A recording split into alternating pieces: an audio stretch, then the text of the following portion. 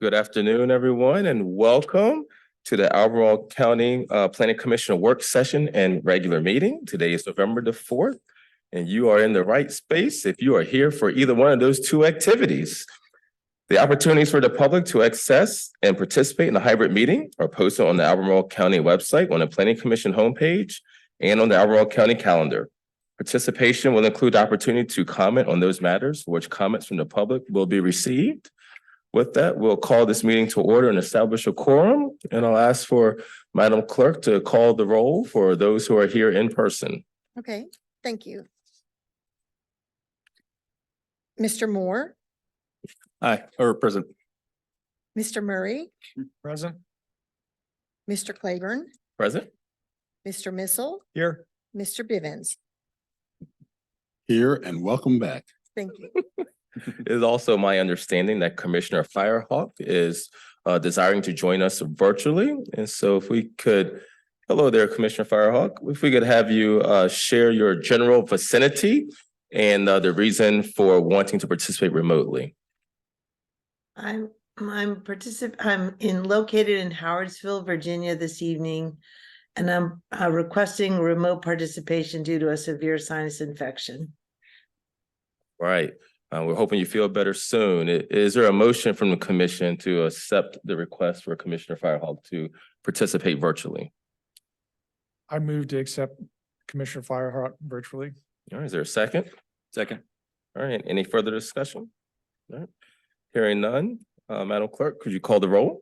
Yes.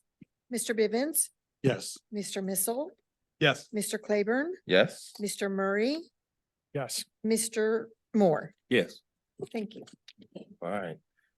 Next on the agenda here are other matters not listed on the agenda from the public. And as a reminder to those joining us, we will not take comments during the work session. So if there is something you would like to say, this would be the time to address the matters listed in the work session. Is there anyone who would like to speak? Yes, sir. Please come forward.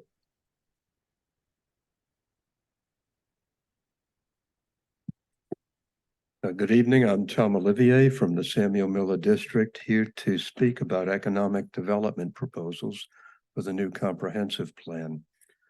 According to the World Bank, global GDP grew from $1.4 trillion in 1960 to over $100 trillion in 2022. This fast expansion of the global economy lifted many residents of developing nations out of poverty and elevated the physical standard of living in developed nations. However, this prosperity came with a mighty price, a destruction of natural systems so extensive that many species have recently gone extinct and more are going extinct, and the survival of many human societies is threatened by ecological crises. The IPCC warns we must transform our societies soon to limit more severe disruptions from climate change. We've known something like this was coming for a while. The Club of Rome's 1972 report, The Limits to Growth, concluded we must learn to live without endless economic and population growth. If we don't, the club warned, we face a collapse of global systems, probably in the 21st century. Nonetheless, mainstream economists still promote ongoing growth as good, apparently oblivious to its biophysical impossibility or toxic consequences. Fortunately, green economists in the steady state and degrowth schools have been developing economic paradigms for rewarding sustainable societies. Unfortunately, policy proposals for today's work session do not recognize the need to transform our economy into an ecologically sustainable form. To fix this, first, let's shelve Project Enable. Second, I propose our new comprehensive plan call for creation of a new county economic development plan, one based on green economic principles. More narrowly, I propose that our new comprehensive plan requires wide-ranging environmental impact assessments of large development proposals before approvals are considered. If the county is serious about environmental protection, it should assess greenhouse gas, water resource, biodiversity, etc. consequences before proposals are sent up or considered for decisions. Thank you very much. All right, thank you. Does anyone else desire to come up and speak? Okay, seeing no one rush the podium, is there anyone online who would like to speak? Yes, I have Neil Williamson. Okay, thank you. Neil, please unmute yourself and your time will start when you start talking. Good evening. Can you hear me? Yes, Very good. My name is Neil Williamson. I am with the Free Enterprise Forum, and I will not be quoting the Club of Rome from 1972. That quote reminds me of the population bomb that was proved to be inert. Albemarle County needs economic vitality. We need jobs for our kids and our grandkids. I'm not asking you to ignore environmental impacts, but I'm asking you to balance those impacts with the positive impacts of business development. In addition, I am curious if you have reached out to Albemarle County Economic Development Authority for a formal opinion of the economic development goals and objectives that you'll be reviewing tonight. I hope that this advisory board to the Board of Supervisors will reach out to a partner advisory board to the Board of Supervisors to get their opinions. Thank you for your time and thank you for your service to our community. All right, thank you. With that, we will move on to the consent agenda where we have two items, meeting minutes from both October the 10th and the 24th. Does anyone desire to pull either one of those documents from the consent agenda? All right, is there a motion to accept the consent agenda as presented? So moved. All right, is there a second? Second. All right, any further discussion? Madam Clerk, do you mind calling the roll? yes. Mr. Moore, Aye. Mr. Murray, Aye. Ms. Firehawk, Aye. Mr. Claiborne, Aye. Mr. Missile, Aye. Mr. Bivens. Aye. Thank you. All right, thank you. And with that, we will now move into our work session entitled CCP 2023-00002 AC 44 Comp Plan Update, AC 44 Goals and Objectives for both housing and economic development. And with that, I'll turn it over to staff for their presentation. Good evening, commissioners. My name is Tori Kanelopoulos, Principal Planner in the Community Development Department. And I'll be presenting this evening with Ben Holt, Senior Planner 2 in the Community Development Department. We're also joined by Dr. Stacy Pethia, Housing Policy Manager, and JT Newberry, Interim Director of Economic Development, who will be available as topic experts this evening. We'll be discussing draft goals and objectives for housing and economic development as part of the AC 44 Comp Plan Update. So we'll start off with a quick recap of where we are and what the current focus is in phase 2.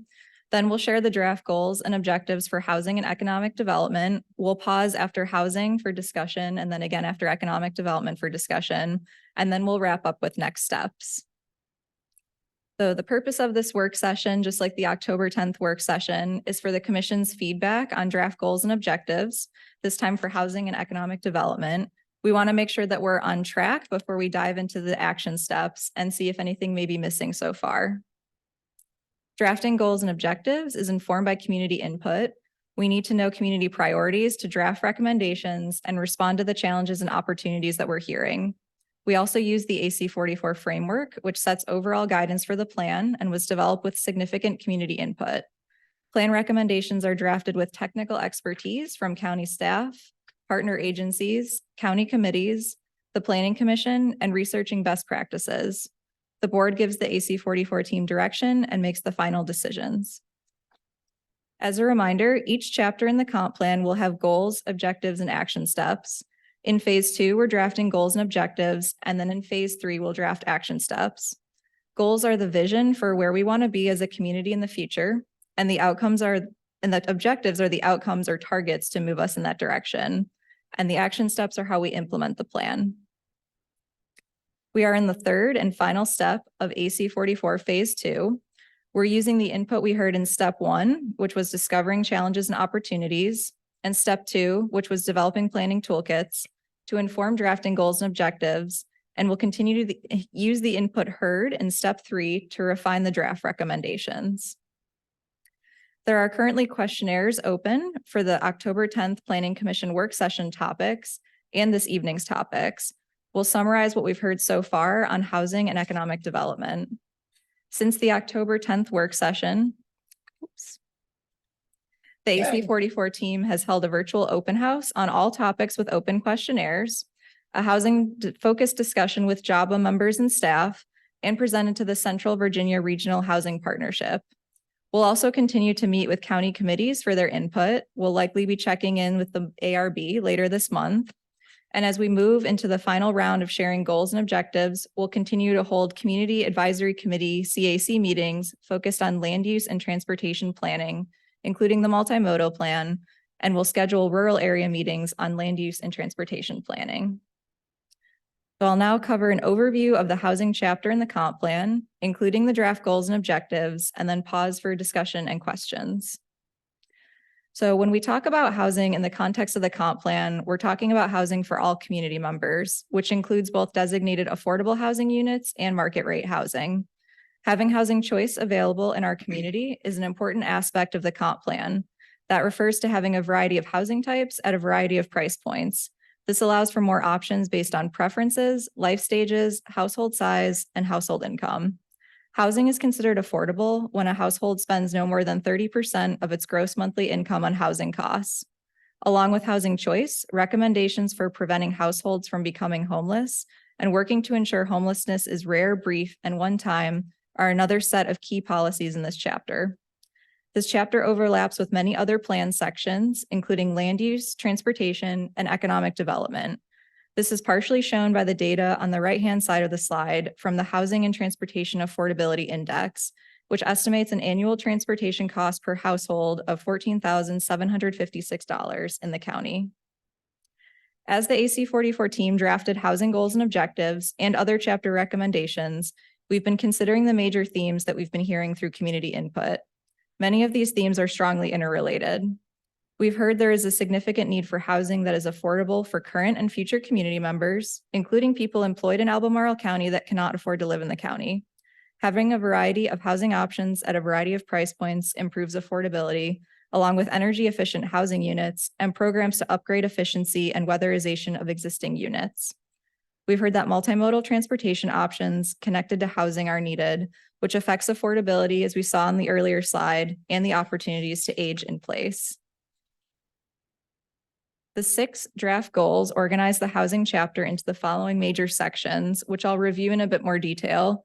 Since you all received the draft goals and objectives in your materials, I'll cover them at a high level and leave time for discussion. To increase the overall housing supply and housing choice, draft recommendations include encouraging a variety of housing types, especially in locations accessible to activity centers, jobs, transit, and amenities, increasing the number of mixed income developments, and increasing energy efficient design. To increase the supply of affordable and workforce housing options, draft recommendations include reducing barriers to housing development in both policies and ordinances, and using community engagement and involvement to support and track this development. To preserve and maintain the county's aging housing stock and existing housing units, draft recommendations include increasing the capacity for low and moderate income homeowners to repair and maintain their homes, encouraging the preservation and maintenance of affordable rental units, and focusing housing programs in communities that are at risk of displacement. Additional recommendations include ensuring safe living conditions for tenants, reducing the involuntary displacement of community members when redevelopment occurs, and addressing unhealthy housing issues. To promote fair housing, draft recommendations include ensuring changes in county policies and ordinances do not negatively impact the supply of or equitable access to affordable housing, and evaluating existing programs and projects for how well they serve different demographic groups. To work to ensure homelessness is rare, brief, and one time, draft recommendations include expanding permanent housing opportunities for chronically homeless households, using the best practice of housing first, preventing homelessness when possible, addressing unmet needs for people living unsheltered, and assisting households experiencing homelessness to quickly return to and remain stably housed. To enable community members to age in place, draft recommendations include increasing the supply of housing units that are affordable and accessible to low-income senior and disabled households, supporting housing options, locations, and designs that are accessible, increasing multimodal transportation access, increasing access to assisted living and supportive housing, and reducing housing costs for low-income senior households, homeowners with a total and permanent disability, and veterans with a disability. Since the 2015 comprehensive plan was adopted, the housing chapter was updated in 2021 with Housing Albemarle, the county's housing policy. This means that the housing chapter is the most recently updated chapter in the current plan. Therefore, many of the recommendations from Housing Albemarle will be carried forward with updates and additions as needed. This includes ensuring consistency between other plan chapters for the format of goals, objectives, and action steps. There will also be new recommendations based on updated plan content and connected to other chapters and community input, such as an additional emphasis on energy efficiency and coordinated land use and transportation planning as it relates to housing, including aging in the community and connecting to activity centers. We have online questionnaires for each plan topic as we share draft goals and objectives. We anticipate keeping the questionnaires open throughout the calendar year and potentially early next year to allow for continued opportunities for input. To date, we've heard the following comments through the housing questionnaire. Feedback includes a need for infrastructure to keep up with growth, regional coordination on housing, more requirements and incentives for affordable units with new development, more market rate units, more affordable real estate taxes, and ways to measure success. At the November 6th virtual open house, we had 2 breakout rooms. One was for environmental stewardship, parks and recreation, and historic resources, and the other was for housing and economic development. We shared an overview of each topic, summarized the changes from the 2015 plan, reviewed the draft goals and objectives, and then asked participants to share if they felt their top priorities were reflected and if there was anything they would add or change. At the November 7th JABA discussion, we asked questions related to housing needs and preferences, transportation, and spaces for community gathering and accessing resources and programs. We wanted to note that while we summarize feedback for engagement summaries and presentations, we also share more detailed notes and input with relevant staff across the county and partner agencies. For example, we shared the more detailed notes from JABA with staff in the Office of Equity and Inclusion, Fire Rescue, Climate Protection, and the Health Department. To summarize the input from both of these events, we heard that there is concern about the limited supply of land in the development areas, that affordable housing in the rural area could be explored, and that community land trusts and county-owned land should be explored for affordable housing. We also heard that affordable housing specifically planned for seniors is needed, with accessibility, walkability, transit, and safe places to gather on site. We heard significant concern from JABA staff that they are seeing more seniors experiencing homelessness, including living in vehicles, and seniors being unable to keep up with rent and increasing housing costs on fixed incomes. Transportation was another high priority for seniors, especially as family members are not always able to drive them to appointments, classes, or community centers. Now we'll turn it over to the commission for discussion and questions. And we welcome you all to use the questions on the slide to help guide your discussion. And we're looking forward to hearing your feedback. Thank you. Hey, thank you so much. And before the commission jumps to discussion, I'll just ask, is there any pointed or specific questions for staff based off of what you've heard thus far? Chair. Yep. Chair, I would just offer an observation that I went and had an opportunity to look at the work that was being done by the Regional Housing Study, which is referred in here. Yeah. And it's a smart set of analysis there. The unfortunate thing is that the data is from 2018. It goes from 2018 to 2040, which is a fine period. But if you use a baseline of 2018, it sort of misses a bunch of stuff that's happened to this community and to the economy at large. And so I would just sort of ask that if there's a possibility to sort of look at this data, to refresh the data, because I think that would be helpful as we're having conversations about, are these the right questions? Because sure, they're the right question, but the data, even as the data from 2018, the answers are pretty harsh from just what we're Right. seeing from the data that's there. Great observation. Any questions or other comments for staff before we jump in? I did have one question. I know the county developed a housing policy back in 2021 that some of these are similar and some seem to be missing from the current recommendations. I was just curious how much sort of that came in or didn't come in, or how the existing thing that's been sitting on a shelf was handled. Sure. So we used Housing Albemarle as the baseline. And I think, part of the reason some things might currently not be in there is because they'll fall into the action step level of detail.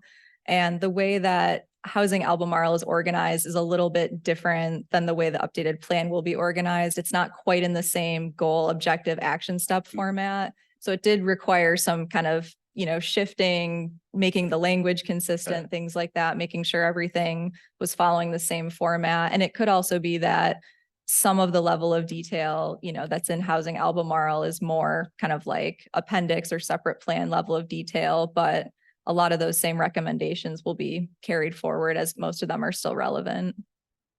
Thanks. Well, we do have two questions that have been put before us, and I'll propose one way that we might kind of navigate through this, keep us on schedule, but yet get the most pertinent points for staff's consideration. Maybe there's 3 points. We just go around the horn and we can all speak to these 3 things, perhaps. Your initial thoughts and reactions to what you've read and what you've heard. Maybe highlight the things that you find favorable. And then 3, opportunities for further assessment. And then if we start seeing multiple of the same topics for opportunities for further assessment, maybe it's something we elaborate on in the conversations. That sound like a reasonable approach? Yeah. Okay. All right.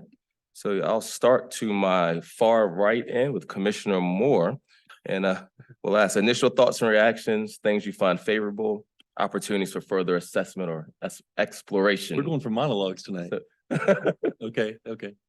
Sure. So the initial snap reaction, I do recognize that we've got the goals here are not what I would think of as goals. They're more the vision bullets. And so there's definitely, and even the objectives, I think, left me feeling like I kept writing down how, it was a lot of laudable things in the mix. Some just so broad that it was like, what is this saying? Like, prevent homelessness where possible through homelessness prevention. I mean, okay. So I think I was yearning for a little bit more things I could sink my teeth into that were gonna really get there. I do think it's possible. I was thinking about, in sort of nonprofit planning, using the SMART goals where it's specific and measurable and so on. And we have a few of those. In 1.1, it's that we're going to incentivize all these housing types. Great, cool. In 2.1, in 1.3, we're going to reduce emissions by this percentage. It's like, that's cool. That's very specific and actionable. And 2.1, same, we're going to build 10,000 new affordable units by 2040. That is specific and actual and probably needs an interim goal. A lot of the others really felt very vague. It was kind of like, we're going to keep doing what we're doing, but maybe a little more. And that was something I kind of wanted to think more about. As far as the good, yes, I think there's I've been thinking about how we all think about a good community, and it can be walkable and it can be bikeable and it can be environmentally friendly and all that. But if our baristas and our CNAs and our teachers and our firefighters have to come in from Greene or have to come in from Waynesboro, have to come in from Fluvanna, it's not a community, it's a theme park, and so being able to have our workforce live in the county where they work is very important. And I'm glad this recognizes that, and I appreciate it. I also very much like 1.1, allowing and incentivizing a variety of housing types, fourplexes, ADUs, tiny houses, and so on. And I like the objective 2.1. It's a good specific goal, just to say, we're going to build 10,000 more affordable and workforce friendly units. That's cool. That's good. I mentioned the kind of vagueness as far as room to grow, perhaps. The vagueness on this, a lot just weren't specific enough for my own taste, but maybe they'll get there in the next phase. I also wanted to think more about blanket upzoning, which is happening in the city. It's happened in Minneapolis. It's happening in a few places. with decent impacts on stymieing the rapid inflation of housing costs. I don't know how much that's been addressed. I don't know how much room there is for that. I know in the SMART goals, the R stands for realistic, and maybe I'm not being realistic, but I also think it's something it's a very useful arrow in our quiver that we might consider pulling out. Also, just things that I noticed, felt like things that I didn't see in the goals and objectives that maybe they will show up later on in the action plans. But things out of that 2021 report, which I thought was very good. It reminded me of kind of like the Obamacare of housing policy. It's like it's not going so far as to make like a public option. But it does like all the other things, and it addresses a lot of real problems. But, I do think, I remember from that plan, I went back and looked it up. Goal 1.1 on there was developing permanently affordable housing communities on county-owned land. It's like, or at least look into it. I would love to see that more explicit in our goals and objectives here today, or, in this plan. Land trusts and shared equity systems was also part of that plan. They're kind of obliquely referenced, but I think those can be a really, the evidence is there that those can be a very useful way to bring the affordability much further down on the AMI scale. Again, Sustainable Housing Trust Fund, I think was maybe again sort of obliquely referenced here, but I think just another tool that we can really make explicit here. There's some other things out there that again, in the interest of looking to, what's perhaps missing, things that we might consider. I already mentioned upzoning over in general, and that could very much fall under 1.1, allowing and incentivizing these types of different types of missing middle homes. Also, things that a lot of those things have to do with owning a home. There are also things for renting that I didn't see much in there, particularly voucher programs and emergency rental assistance. And the analyses I've read, including the guy who wrote Evicted, he said that the quickest way for short and medium term impact with people with a very high ROI is a voucher program. Keep people in the homes, keep people in the homes, and to maybe think through what that could look like and how we could get there. And then the last one, I just want to put a plug in for this too. I mean, we hear a lot from developers who want to change a zoning, a different zoning or special use permit. We very rarely proactively look and say, how are we going to do the thing here? Can we get into that business? Why don't we buy a bunch of land and do it? I realize that there would need to be a lot of money for that. I realize this is not SimCity where you just go do it. But at the same time, what is preventing us from creating new neighborhoods and town centers anchored by good county homes with market private housing as part of those communities as well, and mixed with good quality jobs? I mean, these are things we could be doing in a more ambitious mode of thinking that I'd like us to put in the mix. So there's my monologue. All right, well, thank you for the helpful information. Next, Commissioner Murray. Yes. Okay. First, I'd say I agree about land trusts. I think they're one of the better ways to encourage affordable housing over the long term. I would not be a fan of broad upzoning since it can cause speculation, making land and homes even less affordable. And also it could remove any incentive for affordable housing. If you already have the zoning you want, there's no reason to proffer affordable housing.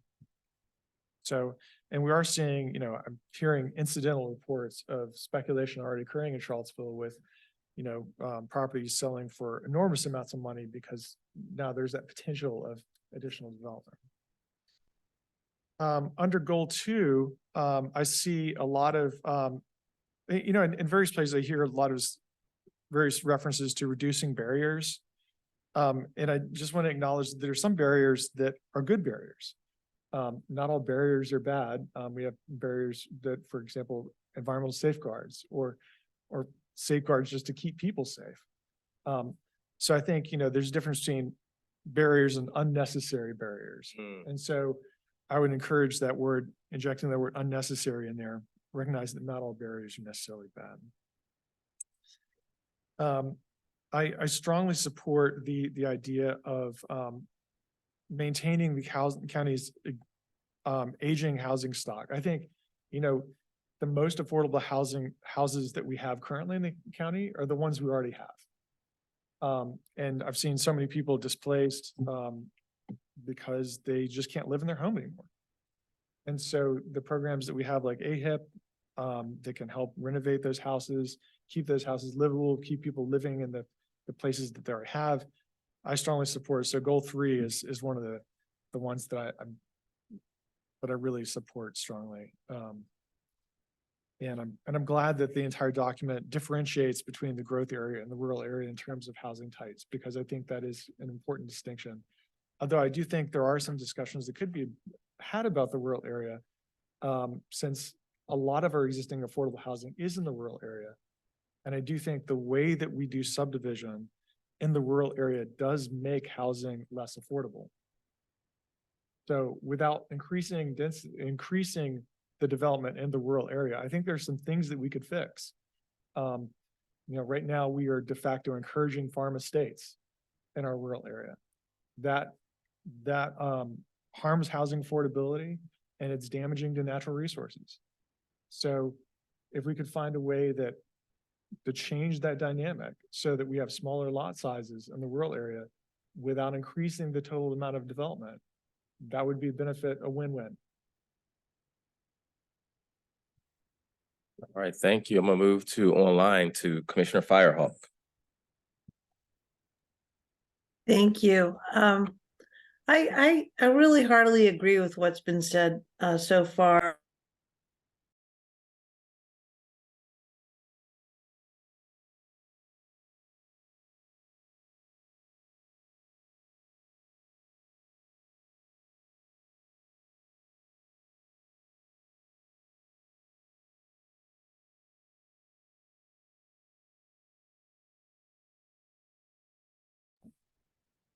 I hope you can hear me. Sorry.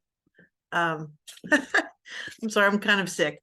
So I heartily agree with what I heard so far, especially want to +1 the comment about community land trusts. I think that when we make housing affordable, over time, it often ends up as unaffordable because it ends up in the free market and just, appreciates and gets bought up.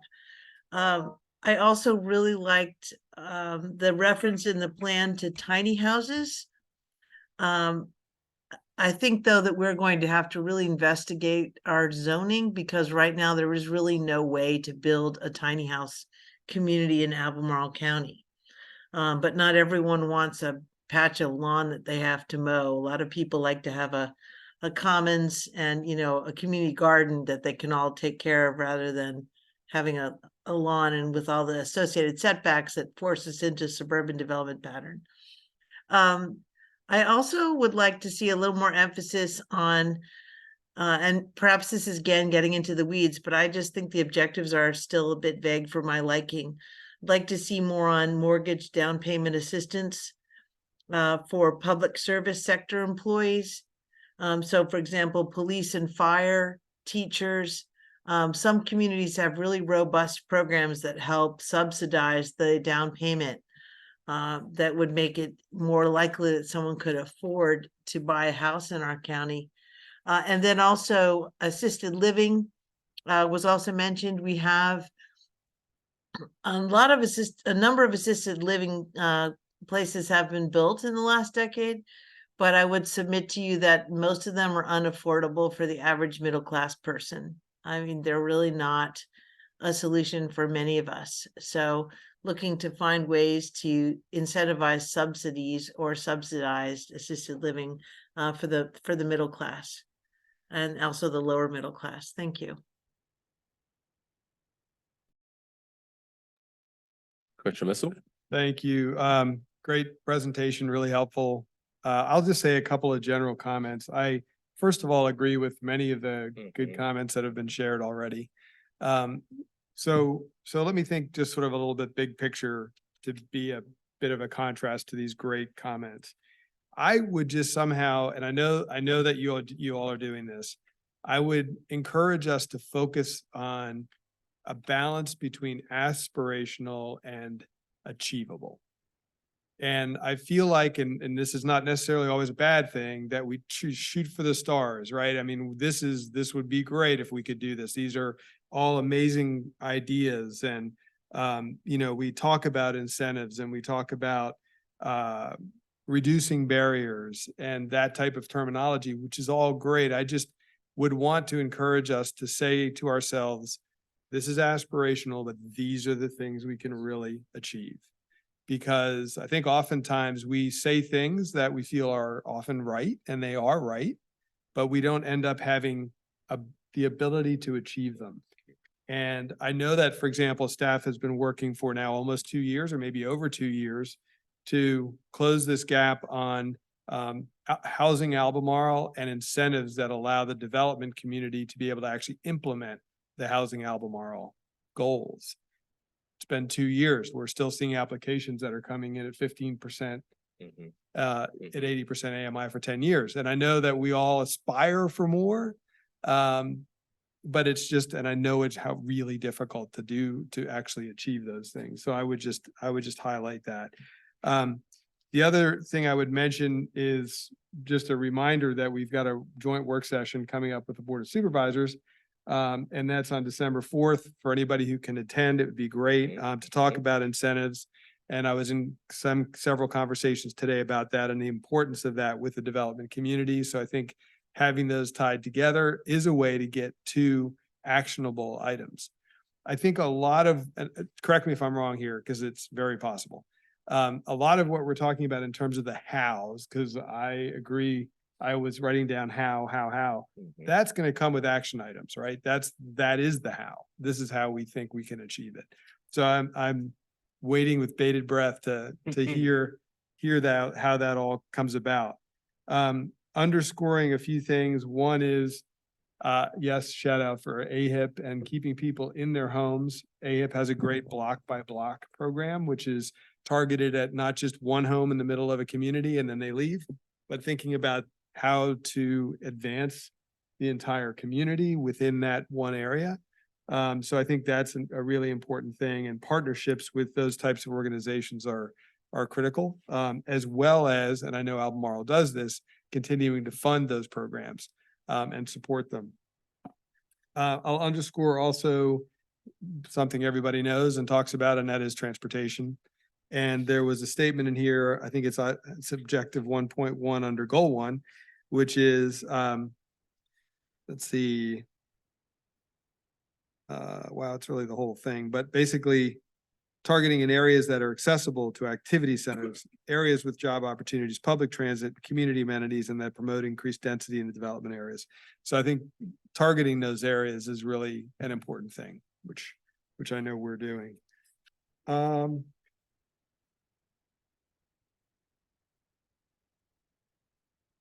I think I'll stop there. Thanks. Thank you, Commissioner Missile. Commissioner Bivens.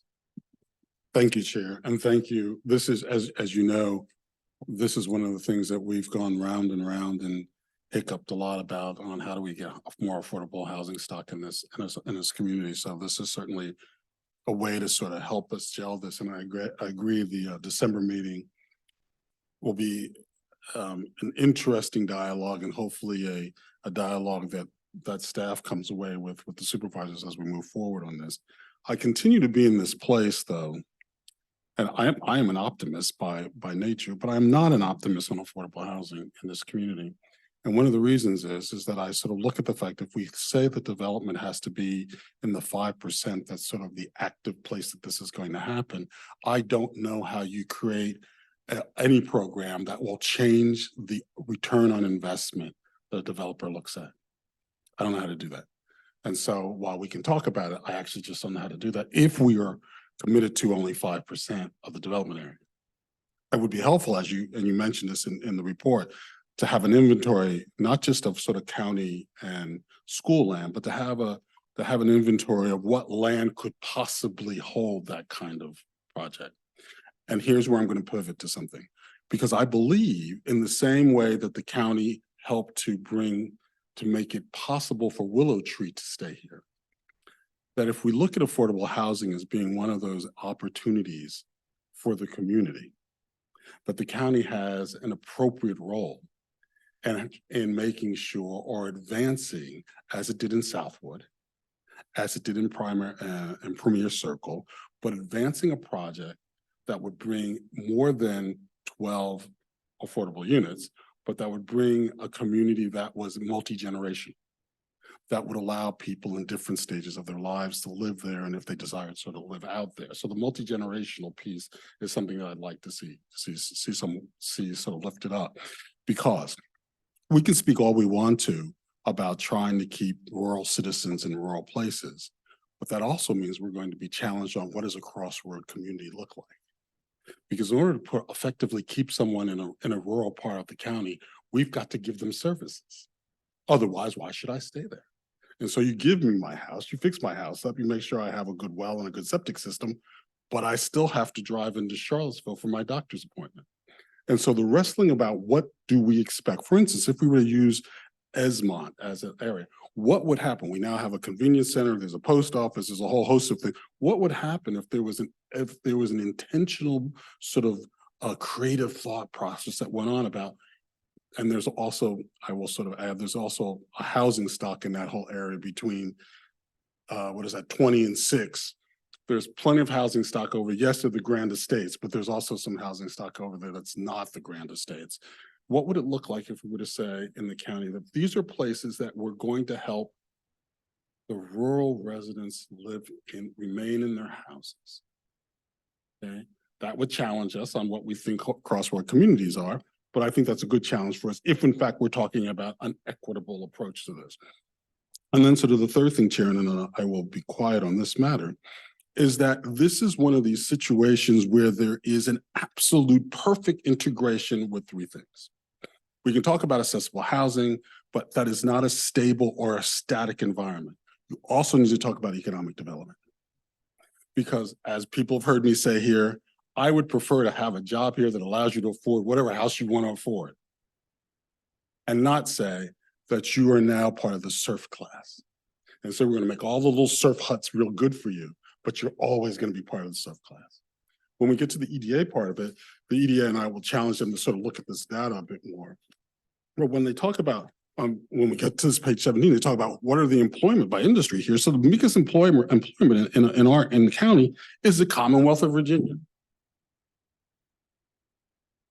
Which means that depending on who's in Richmond, their desire is to shrink the employment of the Commonwealth of Virginia.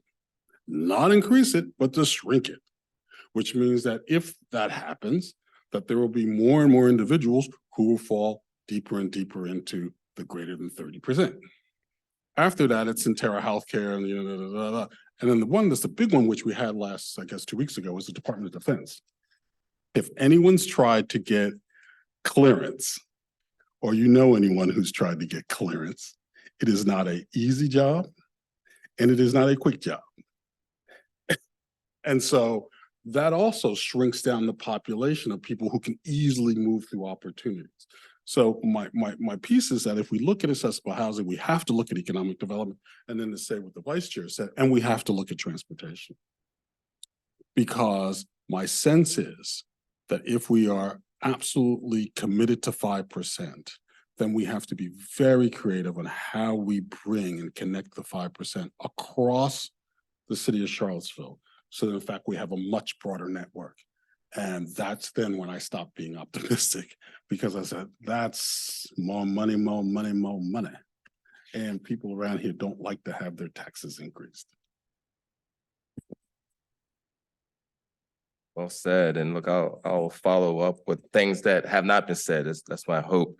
I was surprised not to see anything about the tracking, the data piece. I feel like that's something that comes up over and over again.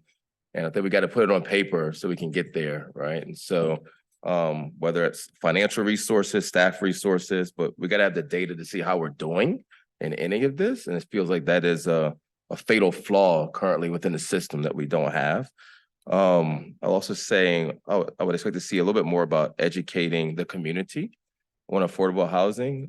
There's so many times I sit here on this dais and the comments come before me, they're dressed very nicely, but essentially it's a great idea, but please don't put it near me, right? It's not quite said like that, but it's dressed more nicely. So maybe it's an education of the community of what affordable housing is, what is workforce housing. So people have a general understanding when different proposals come before us. And then I would also put a stronger tie, a more deliberate tie to other sections of the comp plan, right? Environmental stewardship, right? I think you start to signal that within here. You talk about energy efficiency and so forth, but where are there stronger ties? Or parks and recreation? Should everyone have access to green space and parks? And how does that impact housing? Goal 4, when I read that, I struggle to see what's the difference in that and the law. Like, and that's a rhetorical question at the moment, but it feels like when I read that, it's the law. So like, is that aspiration? Like, we got to do that the way I read it. Yeah, fair housing, essentially. Goal 5, is homelessness, right? So that's a big thing to do by yourself. And it feels like it's a missed opportunity to not, that's a regional goal or at least a partnership with the city at the very least. And so I would expect to see, in my opinion, some kind of language that starts to speak to that. And then lastly, the aging in place piece. I'm not sure if it's an exploration of zoning, but having accessible dwelling units on the same property, right? So if I have a single family home, can I build something in my backyard to allow my parents to age in place there, right, with me? I'm not sure if the infrastructure within the zoning allows for that right now, but if it does, how do we incentivize it? If not, how do we get there? Those are some of the comments that I had that don't repeat what I've heard, but +1 to a lot of everything. Is there anything that this commission wants to discuss in more detail that you've heard from your fellow colleagues in their comments? Sure, I do think that I mean, what we're hearing and what we've said on a number of items here is that we want to be able to say at the end of, at some interim period, that there's a success or that there's movement towards something. So to encourage you to be able to do that, I think helps to make it a reality, and it goes to the teachable moment for the people who observe this out in the community, Right. to say, oh, look, they said this and look, they're doing this, or there's an explanation about why we had to derail or pose it for a moment, which is again why I said earlier on, this whole idea of making sure that the data that you have is as current as it can be, so that in fact any sort of decisions is coming on as being informed by the current data set, as opposed to an older data set. That's fair. Yeah. I don't know, Councilor. Thank you, Madam Clerk.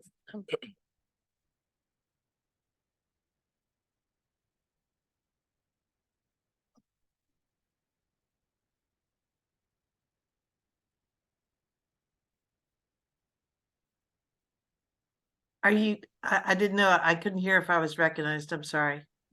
You are. Yes. Okay, sorry. Maybe my hearing's gone too. I just wanted to actually comment back on what Commissioner Missel said a moment ago. I wanted to heartily agree with the comment that we have a lot of very aspirational objectives in here. And I also understand that, yes, the devil's in the details, or the details will be coming with the action steps. But I'm not completely convinced that the action steps will magically show us how all these things will get achieved. And I think that I would, if we can, I would rather lean on the, I guess, the side of closer to reality of what we're actually going to be able to get done. Because I don't want us to feel like just this sort of this chapter of overly aspirational, goals and objectives that we can't get done. I'd like us to really drill down hard on the things that we can get done. So I don't have specific ones I'm suggesting to take out right now, but it did struck me as this was sort of the chapter of, if the world were perfect, this was what we would all get done in Albemarle for affordable housing. And I just think it does a disservice to be so optimistic to the point where we can't back it up. So some of these things can be done, but let's take a hard look at whether all of them make it to the final chapter. Yeah, so that's a great comment. I think there's unanimous consensus around that line of thinking as well. Let's take a couple more comments before we should move on. So Commissioner Missile, Commissioner Moore as Yeah. well. Okay. Thanks. Mine will All be just brief and I may have missed this, but the subject of funding, I don't see in here. It's pretty light if it's in here. And so under the heading of what might be missing, right, which was one of the questions. Funding, a commitment to county funding strategies that are substantial, but also build on each other.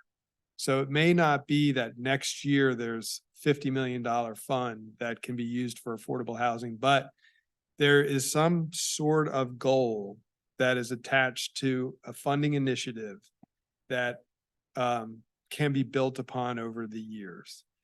And I know enough on this subject to be dangerous. It's kind of the story of my life on a lot of subjects, but I would say that, you know, in looking at Northern Virginia and looking at other areas, I mean, it just, the funding, the commitment of the locality is so strong that I think unless we start really purposely and intentionally growing that, we'll be not able to achieve anything that is not just aspirational, but actually actual. So just a thought. And Commissioner Moore. I appreciate Commissioner Firehawk and Commissioner Missile both talking about achievable and aspirational and again, echoing that just +1, your notion of funding the achievable or the aspirational. And at the same time, I do, so, you know, I work in community radio and when we do a pledge drive, on the air, we'll say, hey, in this 2-hour period, we want you to raise $1,500. This is your stretch goal. Announce that one on the air. And then I'll tell the host, I'd like you to raise 1,000. Don't share that. So we just did. But yeah, I'm You know, aware. I'm aware. And the Daily Progress out there just Yes, said. it's out there. yeah, It's out just there. said, like, Yeah, yeah. Don't Oh, give man, them any yeah. money from now on. My point is, having achievable goals and having stretch goals may be the way to Yeah. go. I don't want us to stop at small bore. Because affordable housing is the issue that gets brought up as the #1 issue in survey after engagement after survey. I mean, it's the issue. And we also have a lot of wealth in this community to do something about it. We may not have the political will, but we've got the capacity. And we have a recent history of investing in public goods or things that the Board of Supervisors decides are public goods. You know, we just bought a whole lot of land around Camp Ravenna to subsidize the military industrial complex. There's good reasons to do that in the case they did. But we could do similar with other things. So that's why I say, let's not stop at small bore. That's great. And I think it's a great segue to move us forward. Thank you first and foremost for the great discussion and the engagement. Staff, do you feel like you have what you need on that topic? I do. Thank you. And, Yeah. you know, I appreciate too. I know we start to sometimes get into the action step level, but I think that's still helpful. And we've got our, you know, topic experts here listening and we're taking notes. So we're still happy to hear that feedback as well. And we'll make sure to incorporate it as we move the plan forward. All right. Well, I'll turn it back over to you. Ball is still in your court for economic development.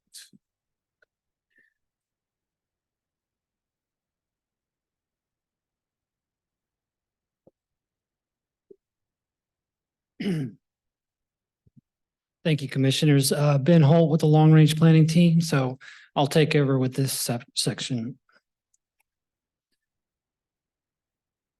A strong economy is a vital component of a thriving and prosperous community. The county's Economic Development Office continues to utilize Project Enable, adopted in 2019, to provide guidance and direction for economic development within the county. Strategies include support for target industries, primary businesses, as well as recruitment and retention of businesses of all sizes. Strategic partnerships are utilized for business support and workforce development. Economic development also overlaps with many other planned topics such as transportation, housing, and land use. Community input themes for economic development echo many of the priorities within the draft goals and objectives and Project Enable. These include continued support for target industries, reduced barriers for development related to economic uses, support for reuse and infill within development areas, desired commercial and business tax reduction, improved job training and workforce development, access to jobs, career growth and livable wages, improved transit and multimodal connections to employment areas, support for employment and commercial uses within activity centers, and adaptive reuse within our crossroads communities. The 4 goals for economic development focus on leading growth of target industries and primary businesses, supporting job creation and employment opportunities, supporting small businesses and entrepreneurs, and promoting career pathways and workforce development. Goal 1 on leading growth for target industries and primary businesses will continue its primary focus on employment uses within the development areas. Objectives include ensuring available land suited for business and industry, maintaining a supply of appropriately zoned land, reducing barriers for growth and development, utilizing available infrastructure in an efficient manner, and encouraging infill and redevelopment, especially within activity centers. Goal 2 on job creation and employment opportunities include objectives that continue to utilize Project Enable guidance, complementary land uses adjacent to Rivanna Station, utilizing strategic partnerships, promoting environmentally sustainable practices, expanding and retaining businesses, and supporting tourism that leverages historic, scenic, and cultural resources within the county. Goal 3 on supporting startups, small businesses, and entrepreneurs includes objectives for provision of workspace, guidance for establishing businesses, and supporting entrepreneurs with needed resources. Goal 4 on supporting career pathways and economic mobility includes objectives on leveraging a range of partnerships to provide career development and training and promoting workforce participation through aspects like affordable housing, transportation options, childcare, and broadband availability. The connection to the existing comprehensive plan involves continued support for targeted industries and the primary businesses that generate revenue for the local economy. Other aspects include support for small business and entrepreneurs and workforce development and utilization of areas effectively for employment uses while maintaining a supply of adequately zoned land. Our questionnaire responses suggested enhanced infill and redevelopment, utilizing shared workspaces, partnerships between local schools and employers, leveraging nonprofits for workforce support, addressing school overcrowding and school performance to enhance community profile and employment retention. Also, commensurate support for both businesses and affordable housing, not allowing one or the other to lag behind. And noted concern by one individual that emphasizing reduced restrictions and development density could be detrimental to community character.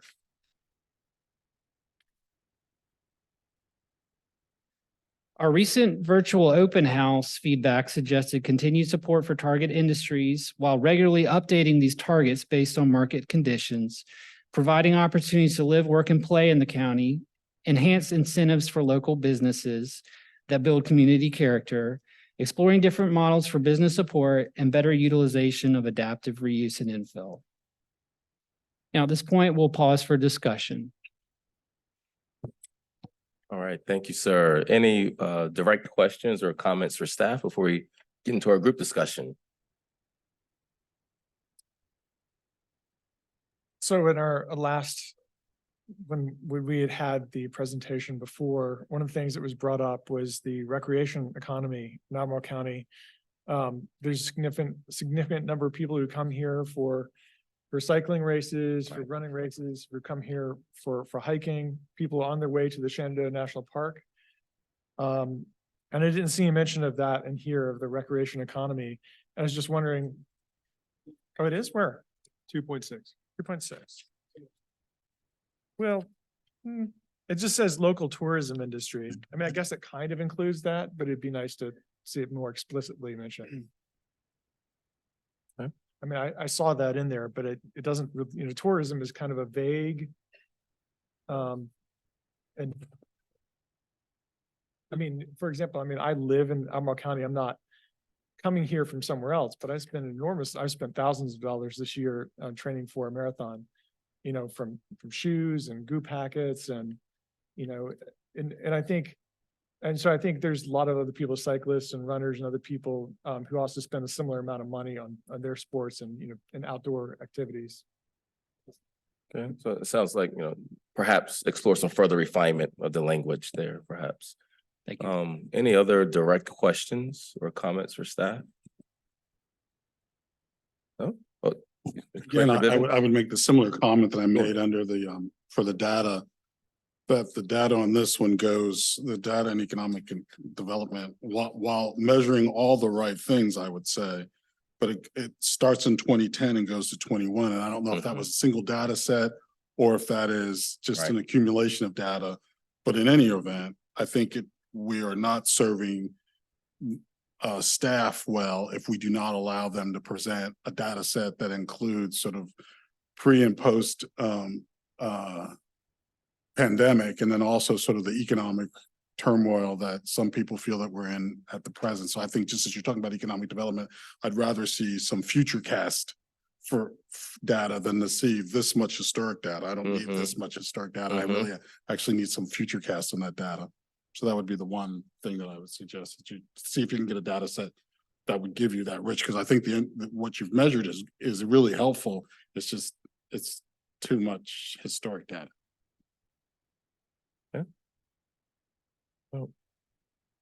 All right, well, maybe we bring it in and Commissioner Bivens, I'll start with you, but the three things that we were trying to touch on were, initial thoughts and reactions, which you started to share there. What you find favorable, and then what are some opportunities to explore, assess a little further to refine this?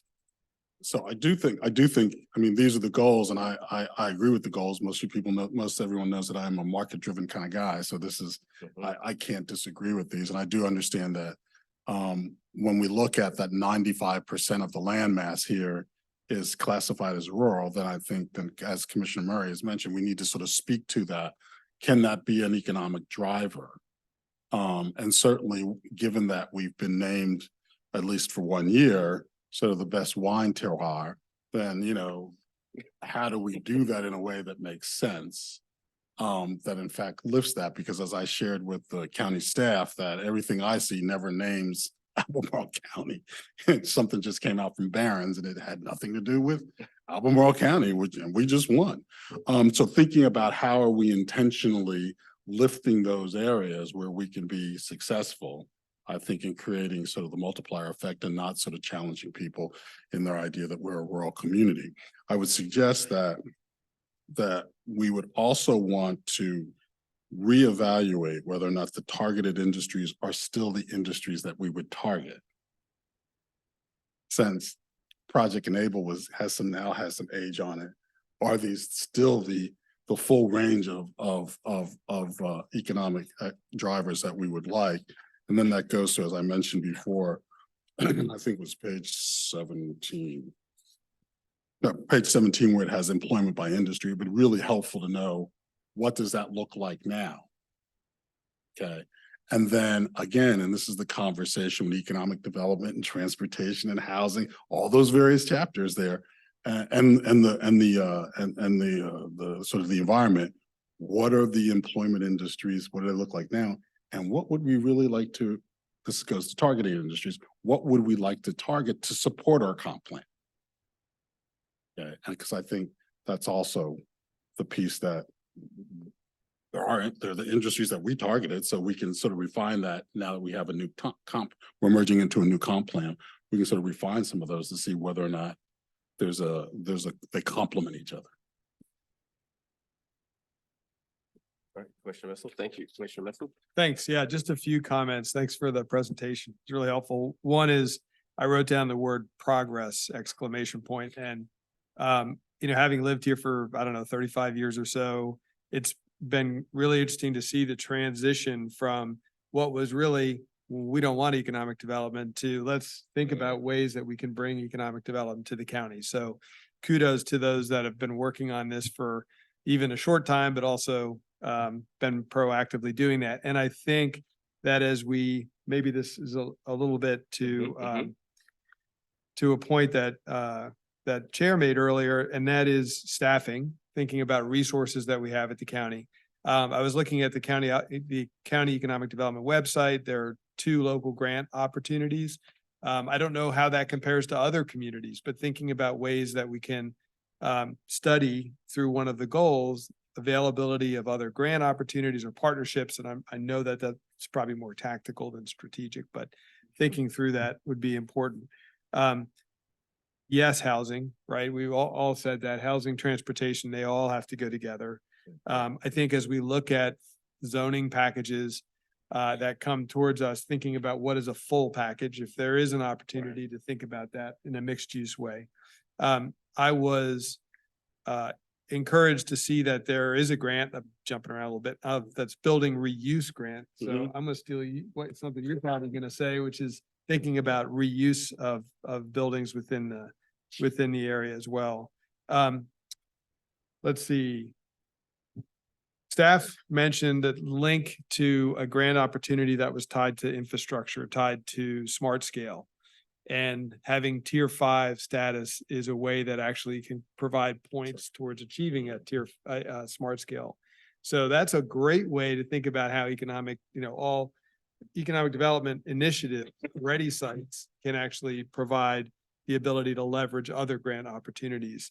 And I think that was pretty much, and then just to echo what Commissioner Murray said about the local tourism industry. I mean, it's hard to overestimate the amount of income that's brought to the county. And I saw that stat somewhere, maybe it was in one of these meetings. It was in there. Yeah. It's a huge industry, and thinking about ways that the county can partner with, I've forgotten the name of the group, but it's the Charlottesville area tourism industry. Thinking about partnerships there, I just underscore that as a great objective to think through. That's all. Thanks. Great, thank you. Thank you. We'll go online to Commissioner Firehawk. Thank you. I'll just add briefly, I mentioned this last time, we've talked about this topic, the importance of also focusing on small businesses. So we tend to look at the larger firms, even though some people might think of Willow Tree as a smaller business. Most of the businesses that start up in our state are small businesses. And I think that the collective of all of these small businesses is what we need to also not forget. There's not a lot of support in the county right now for some of those startups. And I think we also need to tie affordable housing to attracting businesses. So for example, I just hired 3 new people at my local firm, but none of them could afford to buy a house in our county. And I pay decent wages. So I really would like us to think about the fact that there's more small businesses that need space. And I like the idea of perhaps thinking about assisting with retrofitting buildings. And when I recently looked for office space, there was all kinds of strange, large gyms and former recording studios and retail spaces and all kinds of strange configurations that would have cost an arm and a leg to try to configure for a small business. So I'll just leave it at that, but I just think more support for converting our commercial stock into what we need today, and then more support by the county for small businesses, startups, and the like. So, and of course, linking the affordable housing chapter to this section, because the ability to hire people and bring businesses here is directly tied to whether employees can afford to live here or not. Thanks. Well said, well said. Commissioner Murray? Yes, so in goal 3, and 3.1, it talks about promote and support an adequate supply of diverse spaces for businesses of all sizes to operate. But I think it's not just the supply of spaces, but the affordability of spaces. And we see that, as, if we talk about affordable housing, we also need to talk about affordability of places to start a business. You can have the space, but if no one can afford it, it doesn't help you at all. And so I think that's a very important consideration. I really like goal 2 and I'm supporting that. I mean, I like that it, I think that, I think about Crozet, I think about, the history of that town and how it was once really supported by, by the Del Monte, or I always remember as Morton's industry. And I think, thinking about that as an integral part of like how communities develop, and having a place where you can live and work, and encouraging these business practices. When we talk about sustainable practices that promote the climate action plan and resilience plan, I mean, really being able to live and work in the same place. So, getting to a point where in Crozet, you don't have people just commuting from Crozet to Charlottesville to work, where you can have places where you can work in Crozet. I think that's really important. I think also going sort of backwards and to goal 1, I like that it recognizing the different expectation for land uses and development in the development area and the rural area. I like that we're starting to think about that. We're starting to think about that there are sustainable uses in the rural area for the economy, that it's not just a big open space. But I think we can do more. And I think certainly in the action items, maybe there's opportunity for that. Thank you, Commissioner Murray. Commissioner Moore? Sure. Thank you for the presentation. And I was just kind of glancing through, and a lot of this is leaning on Project Enable and just kind of doing it well. And I appreciated that. That was a good introduction to that project at last meeting.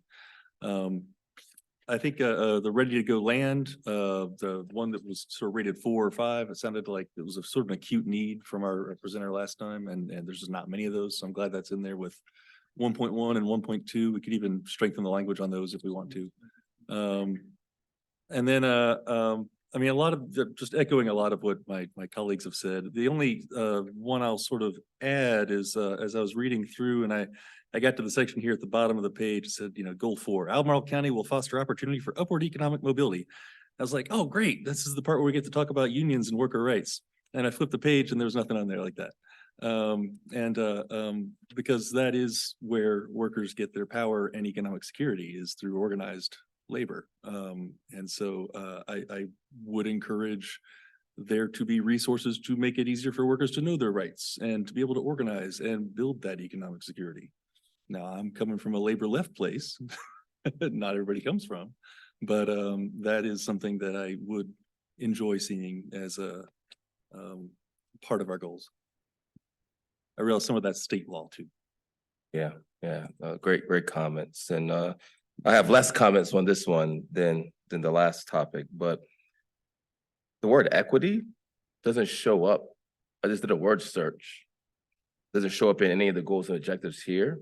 And I'm not sure if it does in housing as well. I didn't do a word search for that It did one. in housing. It did? It did in housing. Okay, but wow, out of those two canons, this seems like this would be a spot where we're talking about, whether it's a small business or underserved community. Some people just need more resources than others, right? So the equity piece, not equality, but the equity piece, I didn't see anything about that.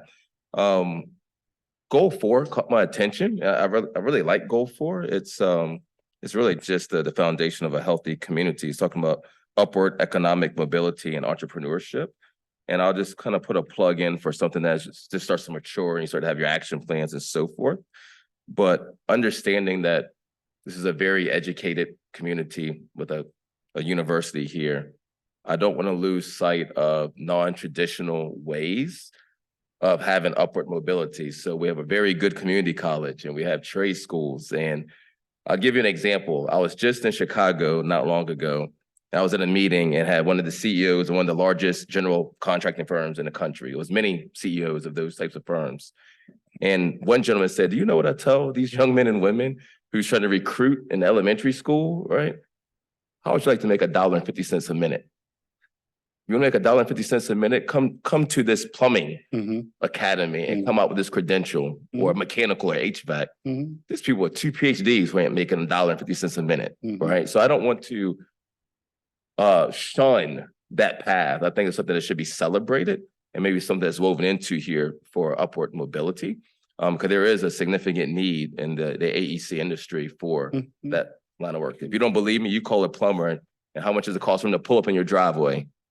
It's usually 80 to 120 bucks just to put the car in park, right? And come in your driveway, having to come in your house yet.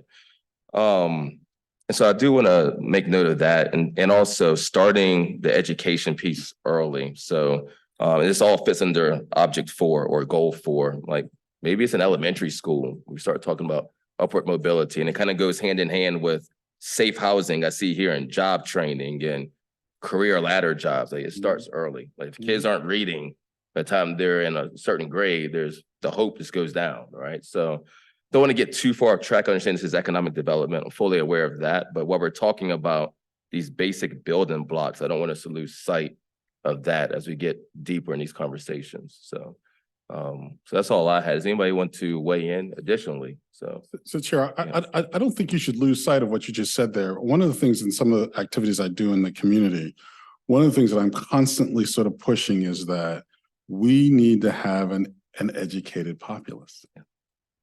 And that does not mean having had more education than I probably ever needed. You can only have so many degrees and I've got more.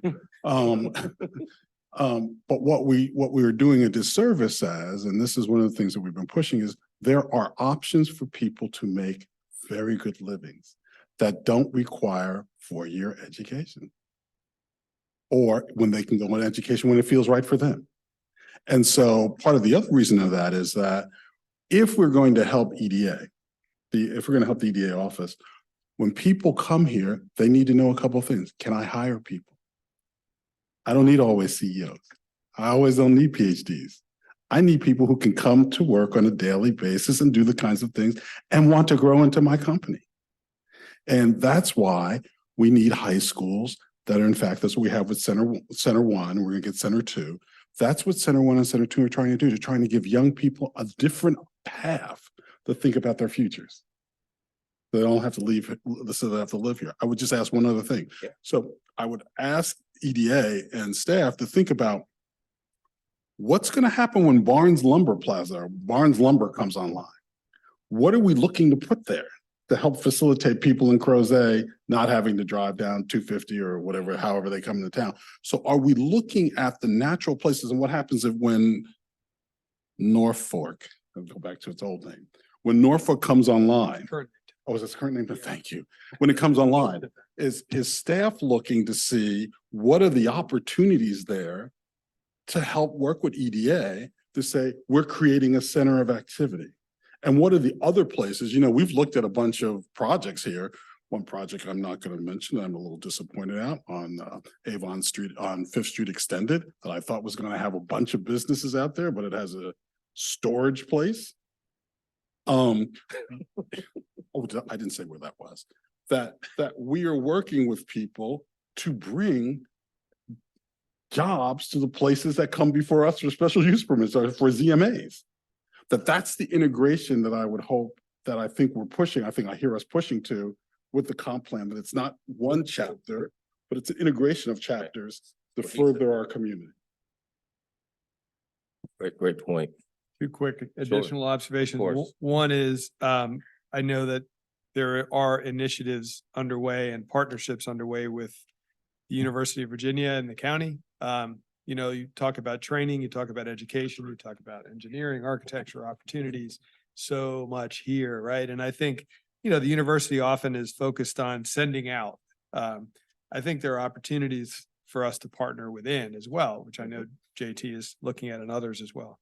The second thing I'd mention for both of these is, you know, staff is I'm very appreciative of your asking our opinion and for our advisor, our advice. I would also think it would be interesting to include in any of these discussions. I don't know if it's a section or just a sentence that says, hey, planning commission, y'all, this is how you can help us. This is how, as you think through, as we think through, not necessarily next steps, on the comp plan itself, but as this is implemented, what are ways that the planning commission can be helpful?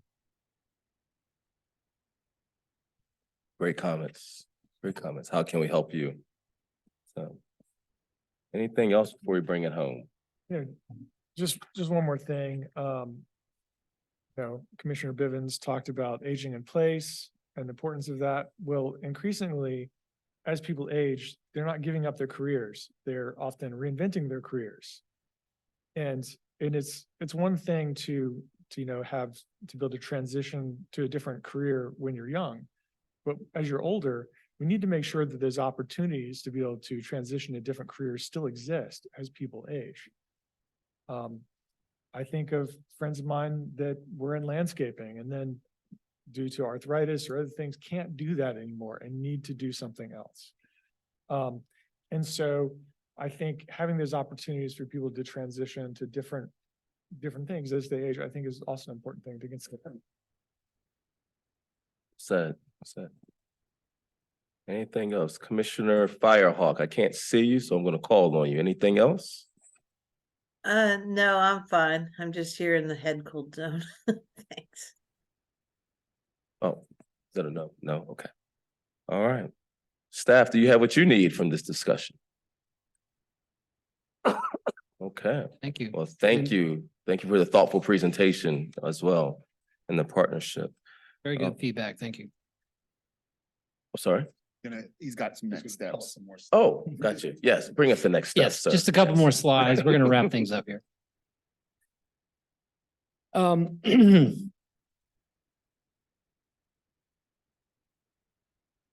So the final round of sharing the Phase 2 draft plan recommendations are going to include land use, transportation, and community facilities. The next work session with the Planning Commission is scheduled for December 19th. And right now, staff is considering splitting these topics to hold a second work session in early 2024, which would allow more time for community and commission input. Doing it this way would allow us to discuss more detailed topic content at the first work session. Things such as land use category updates, draft multimodal planning, and locations for the activity centers and employment districts. And then the second session would present the draft goals and objectives for these topics. So in early 2024, following the Planning Commission work sessions, the board will hold either one or two work sessions to cover all of the draft goals and objectives. And then the action steps will be drafted and shared in Phase 3 early next year. And that'll include prioritizing the recommendations and incorporating metrics where applicable and possible for enhanced tracking of the plan targets. So happy to answer any questions if you have any about the next steps. No, thank you for that. It's very informative. Any questions for staff? Oh. I don't have a question, just one quick thing that I'm sure you're doing. One of the things that came up tonight was how integrated all of these are, right? These are not siloed. Mm-hmm. So as you're thinking through transportation, community facilities, land use, all those things, being able to discuss maybe at the front end, how you're tying all of these together, right? Yeah, that's a big part of our discussion and talking about actually fleshing out the chapters. We plan to use a lot of cross-referencing and there's ways to jump around the document so that you can quickly move from one section to the other where they overlap. That's great. Yeah. Thank you. Yeah, and I'll just add to that, the two canons of climate and equity. We don't want to guess where those are kind of tucked in there, right? So bringing that up, and that's kind of that common theme, right? If this is a movie, each one of these chapters is a scene. And if you remove one of those scenes, the movie is different, right? So we need them all collectively to kind of speak holistically. And I think that's when you know you've been successful with the document. So, yeah. All right, well, thank you both again, and we really appreciate you. So would it be the pleasure of the commission to maybe do the first public hearing and then take a break, or take a break now? What's the pleasure of the commission? All right. Let's First see. one looks straightforward. That was my thinking. Let's go ahead and move on to the first one. We'll go to the public hearing and then we'll take a break after the first one. So.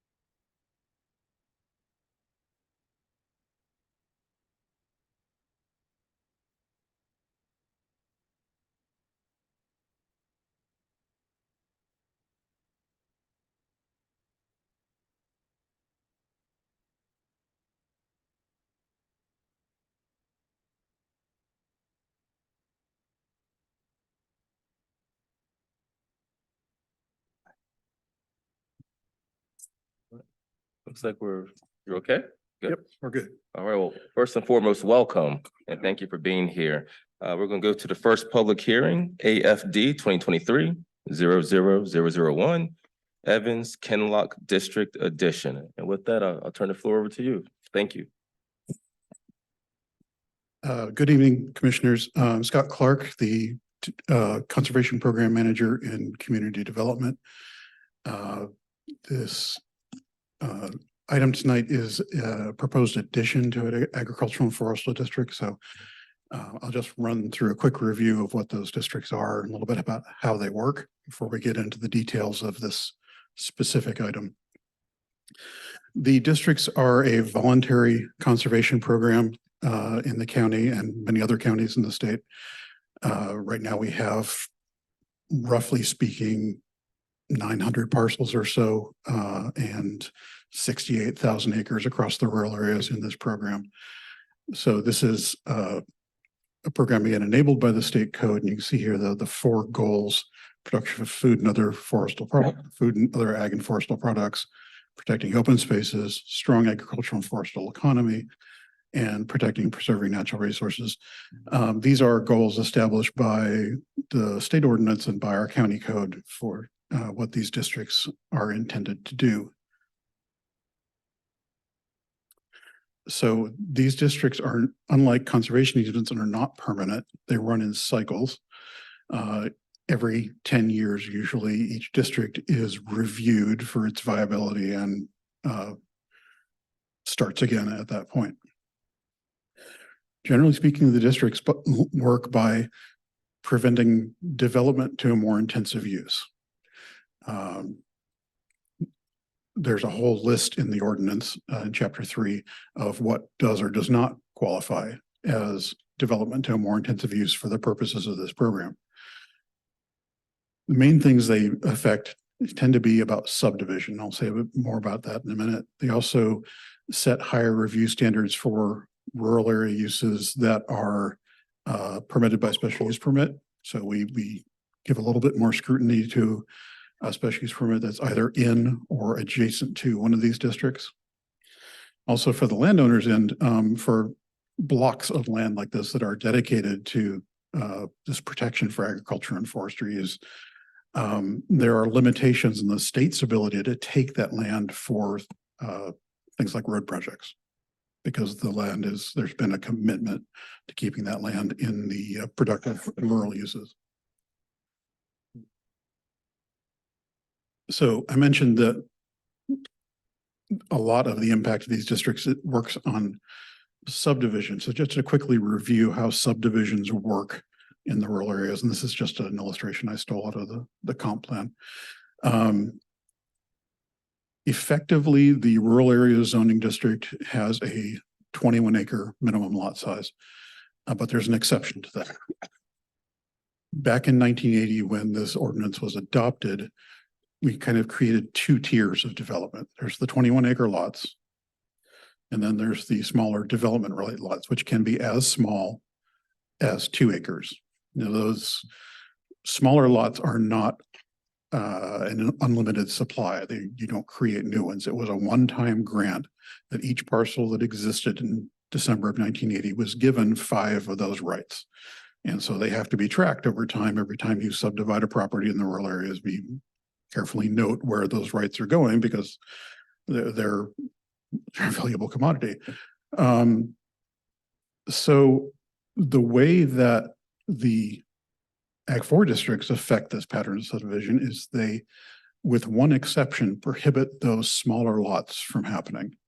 The 21-acre lots are permitted in the districts, but those smaller lots cannot happen except in the case of family subdivisions, where you're transferring to someone in the family. You have to have held the land already for at least 4 years, and the family member you give it to has to keep it for at least 4 years afterwards. So that's the only exception. So that's the main impact of these districts. There's those other matters I mentioned about intense, increased scrutiny for special uses, things like that. But this is from day to day, this is how the districts mainly affect the land use pattern in the rural areas, is through these limitations on subdivision.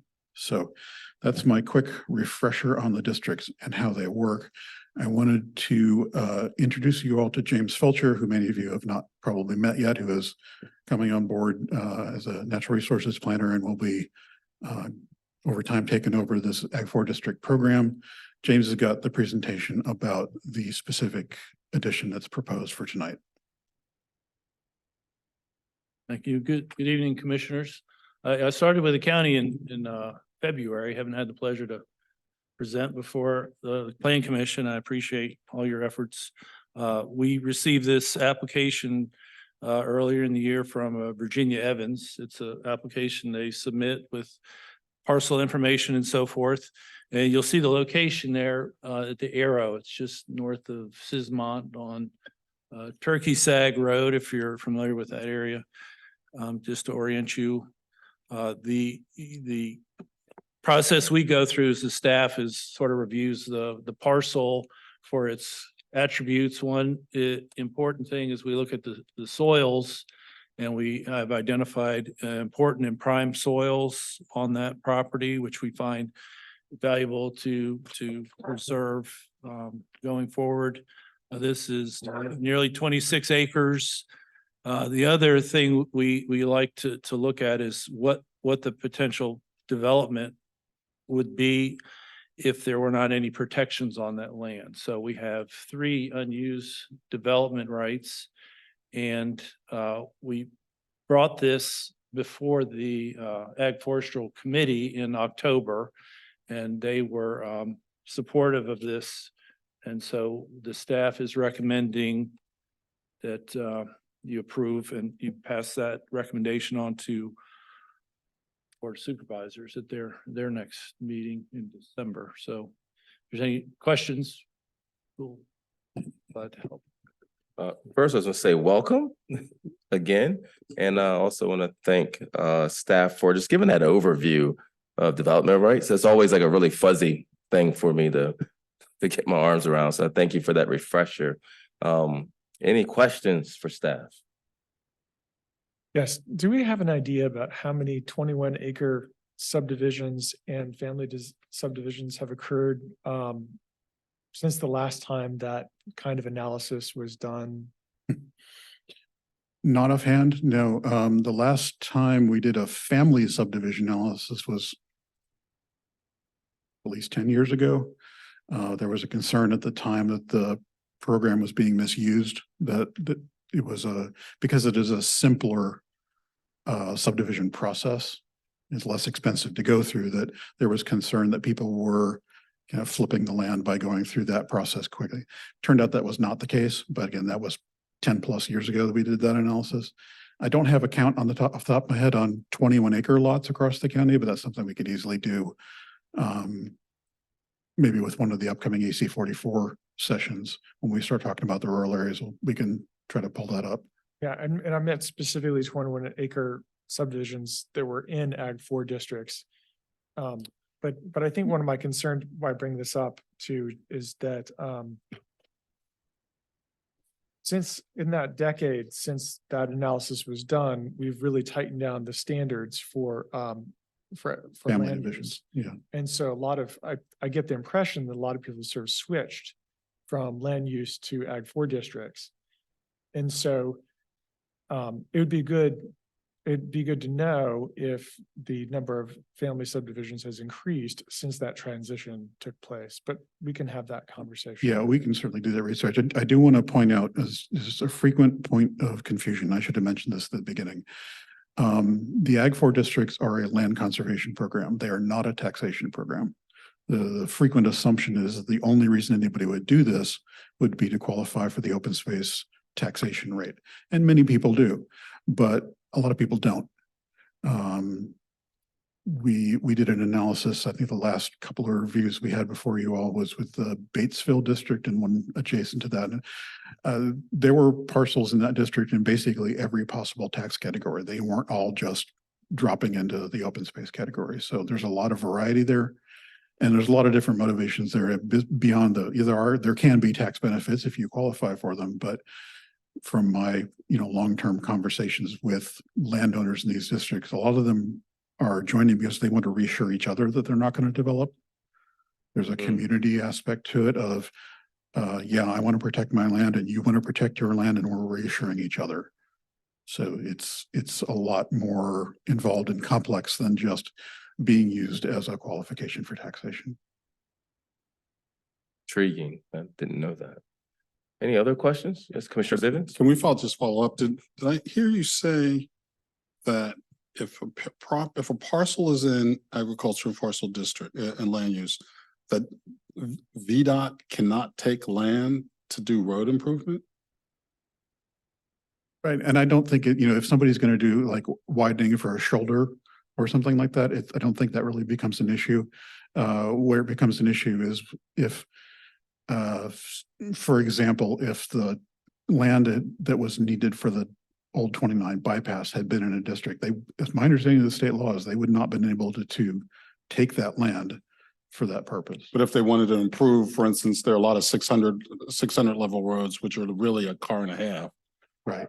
And they could not widen the road, so it could be 2 cars. Right. No, I don't think that's what the issue is. It's just, so that then becomes default, another sort of tamper on development.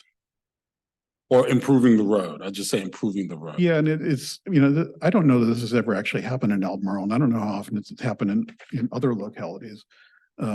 Generally, when we used to talk about how did the Ag 4 district affect transportation projects, it wasn't about can we slightly widen our gravel road? It's can you build US 58 through this land? Yeah, I was just thinking because some of those 600 roads, particularly this particular road, which goes past a secret magic. Nobody's supposed to know that there's a secret magic place up there, but there's a secret magic place up there.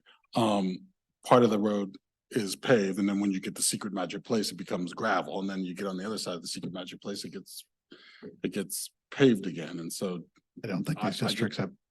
I don't think these districts are really an impact on that level of road work. Okay. Any further questions? With that, I will open up the public hearing. I don't have a sign-up sheet, but I will ask if there's anyone present that would like to speak on this issue. Okay, see no one rushing to the podium, so we will go online. Is there, Madam Clerk, anyone available or desiring to speak to this issue? No, there isn't. All right, thank you, Madam Clerk. With that, I'll close the public hearing. All right, I'll bring it back in. Commissioners, any other items you want to discuss before we seek a motion? I would just make an observation, Chair, that if we have 68,000 acres over the 464 acres that we have in the county, that means that 14% is in ag and forestal compared to 5% for development. Leave it like that. Data point. All right, well, is there a motion before us? I do know that the Albemarle County Agriculture and Forestal Districts Advisory Committee has recommended approval for this. You have two motions before us. Is there a commissioner that wishes to make a motion to approve? I'll make the motion. Okay. I move to recommend approval of AFD 2023-00001 Evans Kinlock District Edition. All right, is there a second? Second. All right, any further discussion? Hearing none, Madam Clerk, can you call the roll? Yes. Mr. Bivens, Aye. Mr. Missile, Aye. Mr. Claiborne, Aye. Ms. Firehawk, Aye. Mr. Murray, Aye. Mr. Moore. Aye. All Thank right, you. motion passes unanimously. Before we go into the second public hearing, I'm going to call for a recess for 7 minutes. Recess. And we will. Firehawk back? He never left. Never left. She said, I'm staying right here. All right, she's here. All right. All right, so with that, we'll come back. All right. Good evening, Ms. Ragsdale. Welcome, welcome. And we will move into ZMA 2023-00004 Cornerstone Community Church. Thank you. All right. Good evening, Commissioner Claiborne and other commissioners, or excuse me, Chair Claiborne and other commissioners. And thank you as always for reading all the zeros, so I don't have to. This is a rezoning this evening, and I'll hit the highlights of it. And then, of course, we'll have ample opportunity for discussion. It is a rezoning from R1 residential to commercial, which will go into some details. But I did want to orient you to the property for those that aren't familiar. It is on Stony Point Road, which doesn't have the extra E. I recognize that. It's across from Riverside Village, and adjoining properties to the south are zoned commercial. To the east, residential with Wilton, Avamore, Cascadian nearby, and of course, Dardentow and the Elks Lodge are directly to the north. This is an overview of the property in terms of its location and just an aerial so you can see how the surrounding area has been developed. I mentioned Riverside Village across the street that allows for mixed uses. County parkland now, the stream buffer along the southern edge of the property. And then there's 3 existing structures. There's a garage, storage building, an existing home, and a carport. There are 2 existing entrances now, but that only one entrance would be proposed when the property develops. One of the other existing conditions that we'll talk about this evening is the limits of the floodplain. When the rezoning for this property was proposed in the past, the floodplain line, and as it is currently on our official maps, was in the red. The parcel is outlined in the pie shape. But those are changing or anticipated to change with new FEMA mapping. This property would not actually be within the floodplain, but the 100-foot stream buffer for the stream would remain in place. As I mentioned, the property is zoned R1, surrounding zoning, a great deal of commercial and then residential in the brown. The dark green is the mixed-use development, Riverside Village, which has up to 36,000 square feet of commercial that was approved in the buildings along the road. We know with recent history that there was a minimum and maximum established for that. The maximum remains, but the minimum was reduced. With this proposal, it's, as I mentioned, a 3.5 acre parcel that the applicants would like to use initially as a religious assembly use of up to 300 seats, and then potentially other commercial uses in the future. And there are some setback issues that we'll discuss and we outlined in the report. Excuse me, this is the Pantops master plan, which indicates that this portion in orange is urban density residential, which would anticipate some non-residential uses as well. It's the same designation as Riverside Village across the way. This is private open space, green space. It's not showing up very well in the legend, which in the master plan is following the current limits of the floodplain. And I'm sure the applicant has a number of illustrative slides and detail about how they anticipate using the site. But what has been offered in terms of the concept plan that they would develop in the property in general accord with is this building envelope that is shown in gray. You can see the existing buildings underneath it. This is along the edge of the gray is the required 50-foot, 50-foot building setback line that is required in commercial districts. There are several encroachments at this time and concurrent special exceptions to allow this structure to be as close as 28.5 feet to the property line. And then this one about 47.5 feet. The other structure that is in, the setback is to be removed. And then the tan areas are parking envelopes. This green area is the 100-foot stream buffer, which there are commitments to replanting that and removing the existing gravel that is located there. Excuse me. We have received a lot of feedback about the uses and potential development of the site with concerns related to traffic and the types of uses. This is a list of the types of uses that would be permitted. The proffers are kind of written in the reverse where it gives you the list of things that would not be permitted. These uses are, we believe, consistent with the master plan anticipated uses and for non-residential in this area of Pantops. And we compared them to what was approved with Riverside Village. And they're quite similar in terms of what is allowed by right. I just want to make sure that that it's understood that these proffers only apply to the by right uses. They're not limiting special use permit uses.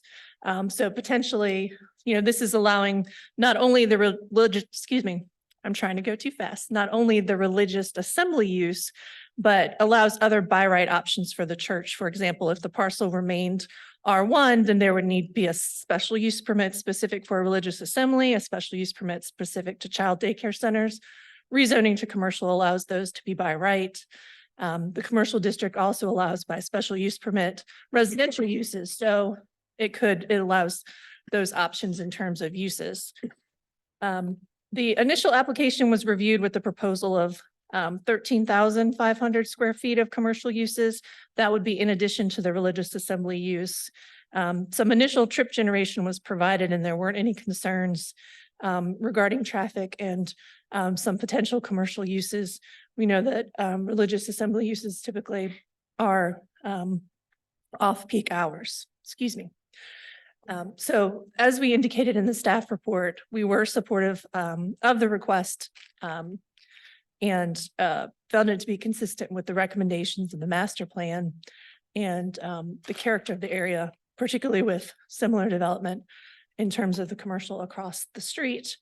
We indicated the issues that are currently in place in terms of the setback encroachment, and the FEMA map has not officially changed, and we've noted that we would not support development in the floodplain, parking to be located in the floodplain, which was a major issue with the prior rezoning. So I didn't have anything else right now, so pause for questions if you'd like. All right, thank you. Thank you for a great report. Any questions for staff? Commissioner Murray, I saw you come up. Yes. So can you go into the reasons why you think the FEMA designation will change?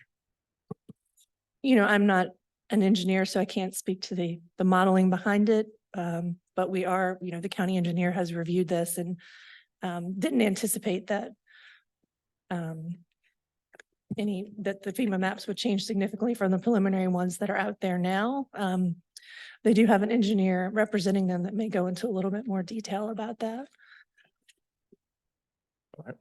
Got a quick question. I had Sure. the same question. Yep. I just assumed it was because the road was there and it hadn't been updated since then, Right. but And the maybe not. building, and the building, And- and all those buildings Yeah. across the street. And there was also the map change with Riverside Village. Hmm. Yeah. And Gotcha. that's developed since the last maps, I believe.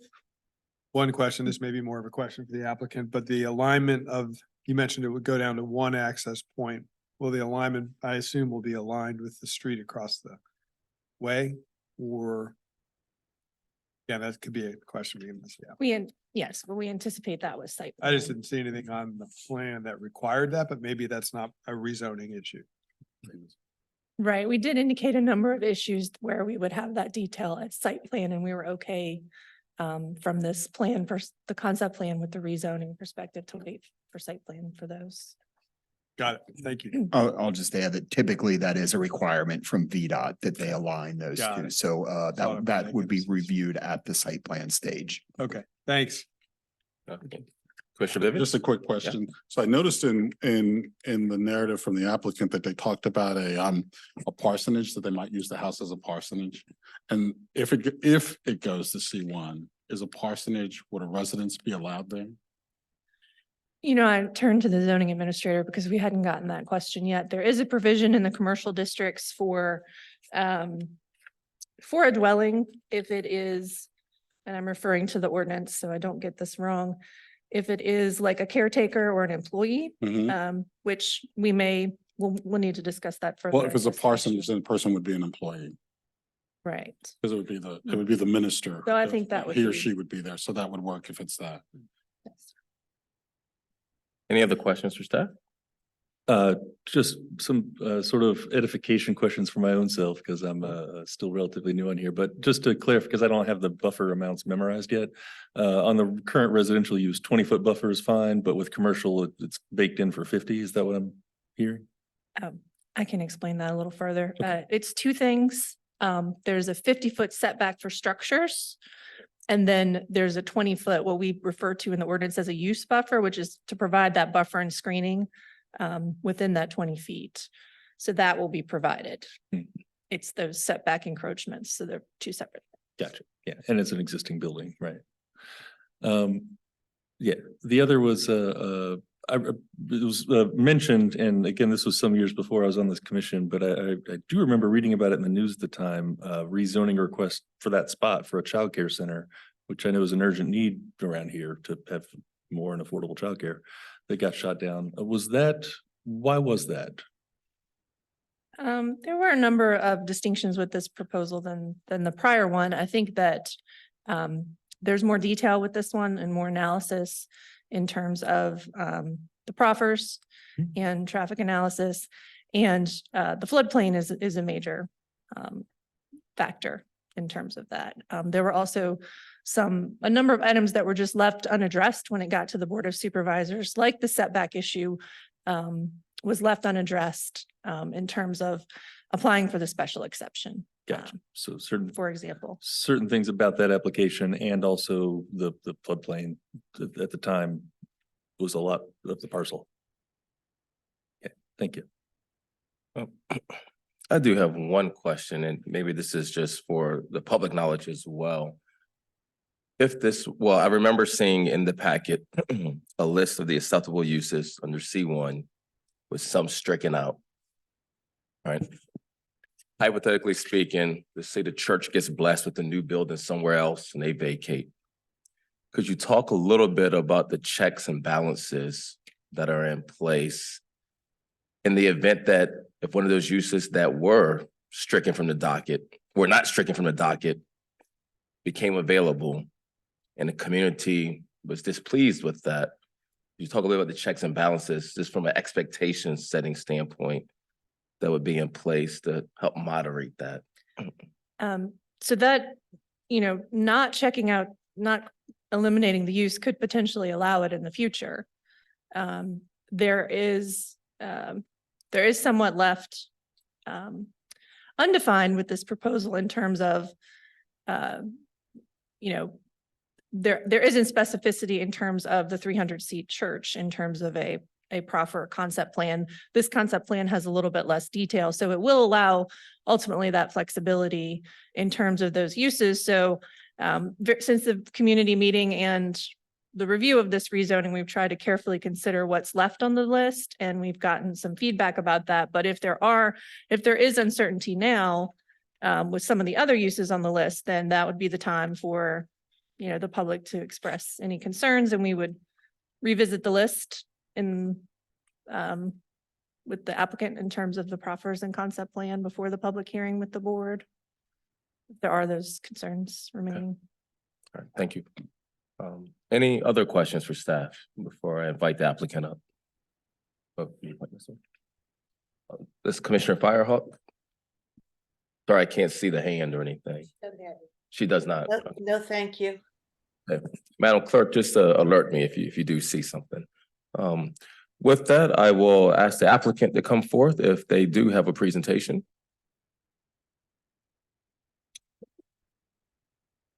All right. First and foremost, welcome. I'll just ask that you share your name and who you represent. And if you have a PowerPoint or any kind of presentation, I believe you have 10 minutes. The light will be green when you start, and as it gets closer to expiration time, it will turn to yellow. So if you haven't made your most pertinent points by then, we ask that you do so then, and then kindly ask you to stop when it turns red. So with that, I'll turn it over to you. Thank you. Do this every time.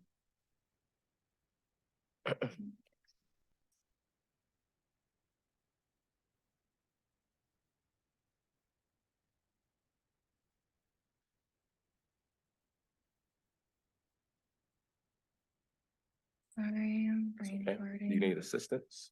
Trying to go to full screen? Yeah, there- and I and know there- I've done there this she is. before, and now I'm That just. arrow? You're very close. Yes, thank you. Diagonal arrow. Very close. Okay. Good evening. I'm Kendra Moon with Line and Grade Civil Engineering, here to represent Cornerstone Community Church.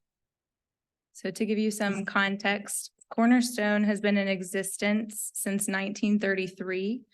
They currently have over 100 members and do not have a permanent home. So they're temporarily hosting their services at the Regal Cinemas movie theater. So that's why we're here tonight for this rezoning. They're under contract for this property along Stony Point Road. It's a great potential property because there's existing infrastructure that they can move into in the near term and renovate. And then they have opportunity with this C1 rezoning to expand and to include potential future partners to help them fund their expansion. And the reason that we chose to go with a rezoning instead of a special use permit is that we're not then having to come back to you guys in 3 years to ask for a revision or a new special use permit. So there's an existing metal garage on site that will be the main church building in the near term and be expanded upon. And as mentioned, the residents may be used as a parsonage in the near term. So the site is currently R1. And as you can see by this map, and as Rebecca pointed out, the surrounding uses are more intensive, highway commercial and R10 are to the rear. So it's a bit out of place currently. So rezoning is really inevitable for this site, especially as the comprehensive plan designates it urban density residential. And it's within a neighborhood service center. We believe that the church use is consistent with this as it's a primary use in the urban density residential designation. And it also allows for some other primary and secondary uses such as childcare, offices, commercial. Also important to mention, as this is urban density residential, there's still opportunity for a special use permit up to R15 in this area or in this parcel. And the Parks and Green system, which is half of the site, we anticipate that that will in the future comprehensive plans be truncated to just the stream buffer since it was created to align with sensitive environmental features such as floodplains. And this is no longer, well, we expect this will no longer be within the floodplain, but we'll touch on that. So I'd like to describe the details of this rezoning application chronologically, as I think that the history of this project and showing how it has evolved is helpful in understanding the application before you today. As mentioned, in 2019, there was a rezoning application for a daycare. And they were proposing to leave all existing structures on site, and including the existing parking, which is within the floodplain. So this outlined in blue here is the current floodplain. So that was the main concern from across the board. And traffic was also a concern, as the child daycare peak traffic coincides with rush hour traffic, whereas a church is mostly on Sundays, so the traffic is not as much of an impact. Since the previous ZMA, FEMA has released a draft revision of their floodplain limits. And this is updated just based on both new construction, but also increased accuracy in topography and in modeling systems. But FEMA remains conservative generally in their floodplain limits. So the current limit is shown in red.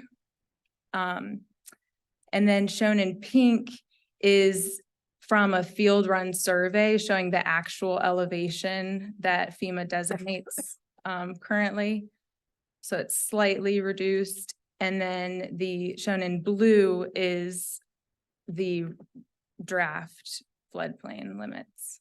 So this is expected to happen in 2024, but we don't know exactly when it'll be adopted. Also, since actually the start of this application, the stream on site has been designated as perennial. And so 100-foot stream buffer has been put in place since we first applied. So we weren't aware of that condition, which has resulted in a significant loss of usable area on site. We recognize it's important for the environment, but that's not something we knew going into this. So you can see our first, initially we had a phase 1 immediate move-in plan, and then a phase 2 like grand dream of what the church and the site can become. And parking was originally conceived in this area, but now obviously we'll be looking to plan for it elsewhere. As Rebecca mentioned, there is a special exception coinciding with this application.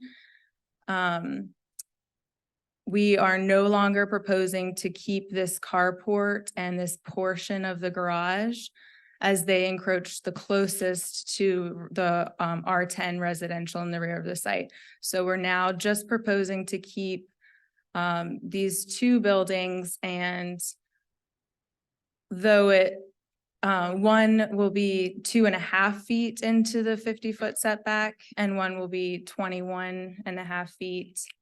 But we are proposing screening behind the garage building to help mitigate any impacts to the residential property. So now to take a look at what the site can become in the future. We have the site development diagram, and we don't have any more specific concepts to show, because we provided that initially, but didn't want to limit the options on this site, honestly, as they're already pretty limited by the geometry of the site, the stream buffer, the setbacks, the use buffer. There's really not the potential for this to be like crazy built up with parking requirements, especially, was something we were running into. To answer one of staff's questions, we are proposing to close this northern entrance and keep this southern entrance approximately where it is shown. It does line up pretty well with the Riverside Village, but like Kevin said, VDOT will make sure that that happens appropriately. I'll kind of skip over the uses, but I do want to point out, as for checks and balances, this is entrance corridor. So the Architectural Review Board will have to review buildings. So I know there were some concerns in the community meeting for like flashy vape shops, but I think ARB will handle some of those concerns as well as just the regular site plan process where, we're required to meet county ordinance. I guess the last proffer to touch on is the stream buffer mitigation. We're proposing to replant the stream buffer in areas where it's disturbed. It is quite a large area. So areas where this proposed gravel parking will be removed, we will replant. And anything else that's disturbed during the site plan process, we'll have to come up with a stream buffer mitigation plan that's reviewed by the county engineer. So in summary, the church has been very responsive to staff and community members. And we have made changes as we see appropriate to protect sensitive environmental features, to remain consistent with the comprehensive plan, and ultimately to, allow this church to have a permanent home and serve its members, 100 people plus. Thank you all. All right, thank you. Any questions for the applicant? I just, Commissioner Missile? one question. You showed us a couple of outdated concept plans. Mhm. Do you have any new concept plans? We have some diagrammatic, trying to make sure that it's feasible to fit parking and buildings on site, but I don't have any prepared for this presentation tonight. That was good. I was thinking mostly about, like, to your point, the constraints Mhm. are so, it's such a small site really when you take everything else out. I was just curious as to whether you thought you could fit the necessary parking and have any green space left. But you've already got a lot of green space. around. Yes, yeah, we did make sure of that before moving forward with this. Got it. Thank you. Thank you. Commissioner Bivens? Yeah, I don't know if I'll look to council for this. So if we look at the future use table, I would ask you and ask your client to give some consideration to perhaps revising it so that you remove some items there, which would be consistent with the type of traffic that you generate with a church. For instance, I think the site would be somewhat it would be hard to see, given what you just placed, that a food and grocery store could work with traffic on that space, so that as you think through this, or I might suggest another one was, where was it? I had, there was something else that I had to say. It's what I'm trying, here it is, the visual and audio appliances. I assume that's like a Best Buy in today's world. That's number 13. I assume that's something like a Best Buy. That in fact, that if you're saying that we've got these constraints as a religious organization, that your future use table would hopefully constrain the property for other entities to have the same kind of light foot or traffic flow that the church might have. Obviously, you wouldn't have a Sunday church, but that you could have sort of a light footprint on that constrained piece of property. I'm looking at my counselors looking at me like, you just went too far. No, I'm not suggesting that, Commissioner Bivens. I will say that the uses and the restrictions and the limitations that the applicant is willing to proffer on those uses are part of a proffer. And so it's obviously up to the applicant to offer what it wishes to do through proffer. Certainly, it's appropriate for the commission to say what the impacts are that are of concern to the commission, but ultimately it'll be up to the applicant what to put in its proffers and decide what it wishes to proffer out, the uses it wishes to proffer out. Thank you, counsel. But I'm just sort of thinking beyond us, that the people beyond us might be thinking, what's the light foot on this piece of property if it should go forward? Very well, thank you. Any questions for applicant from this side?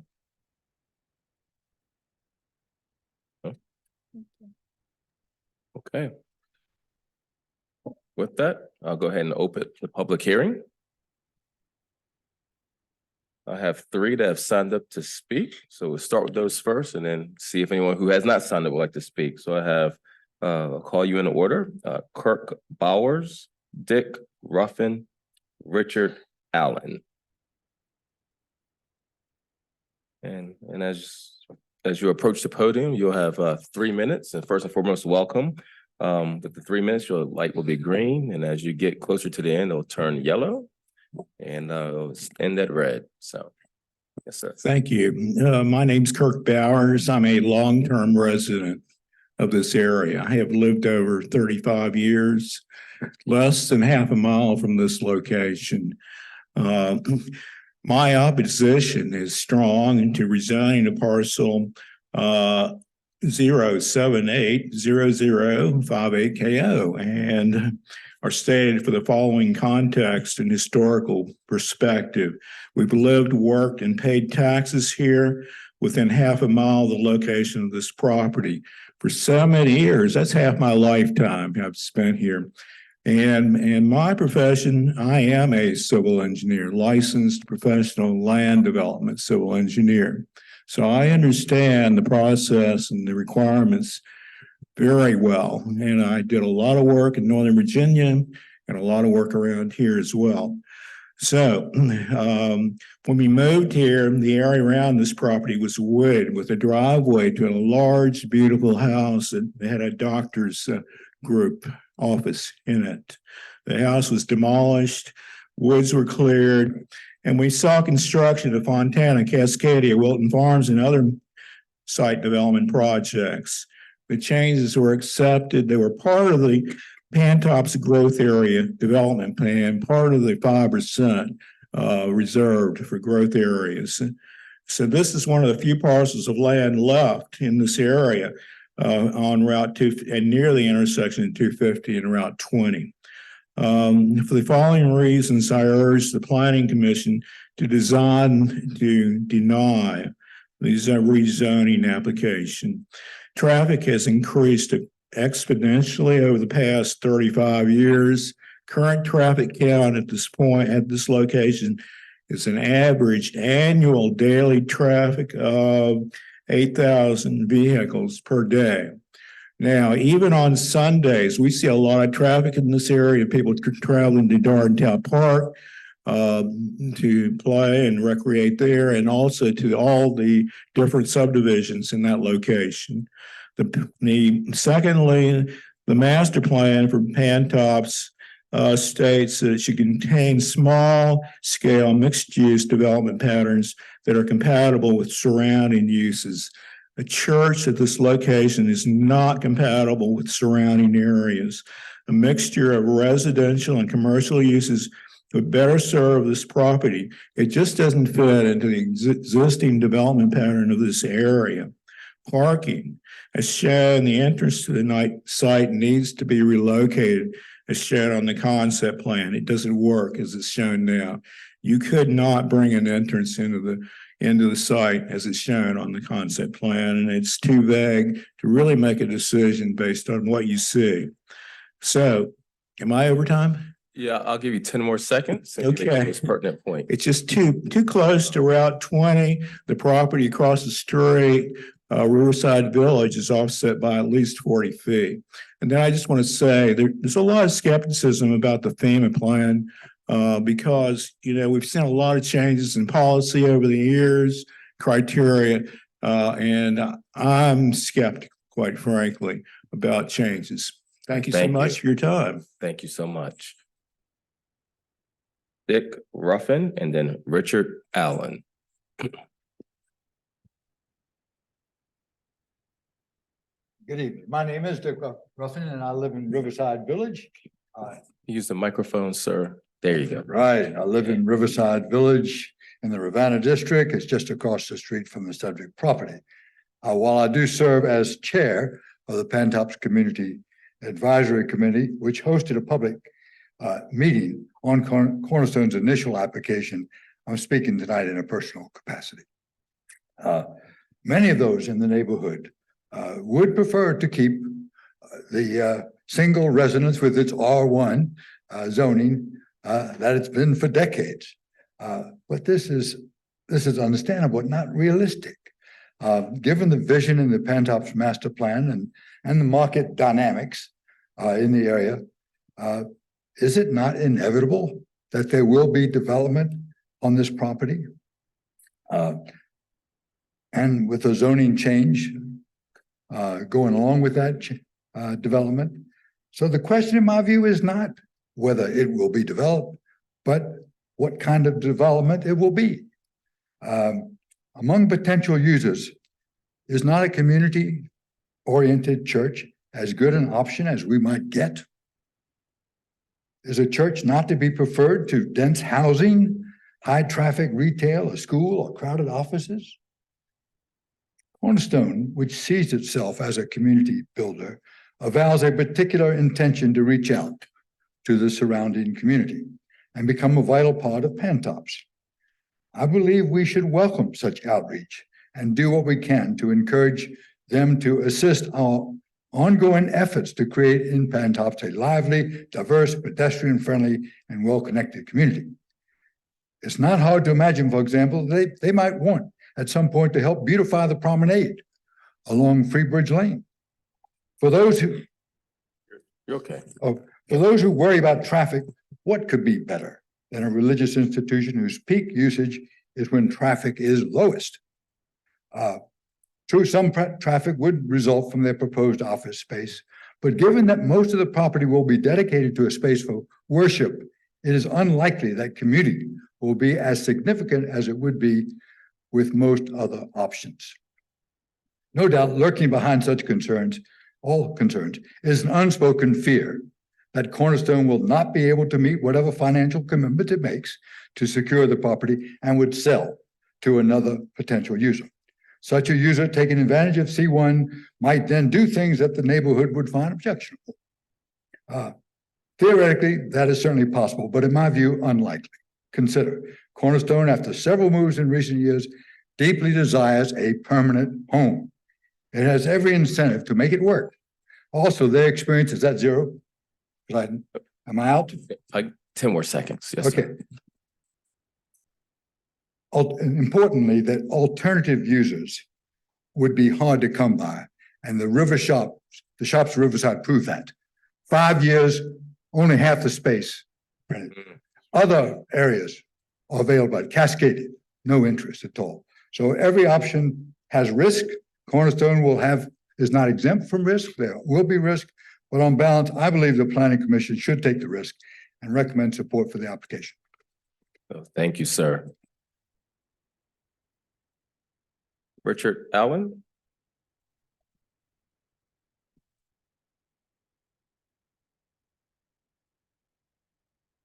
I'm Richard Allen. Yes, I also live at Riverside Village, Ravenna District, and so forth.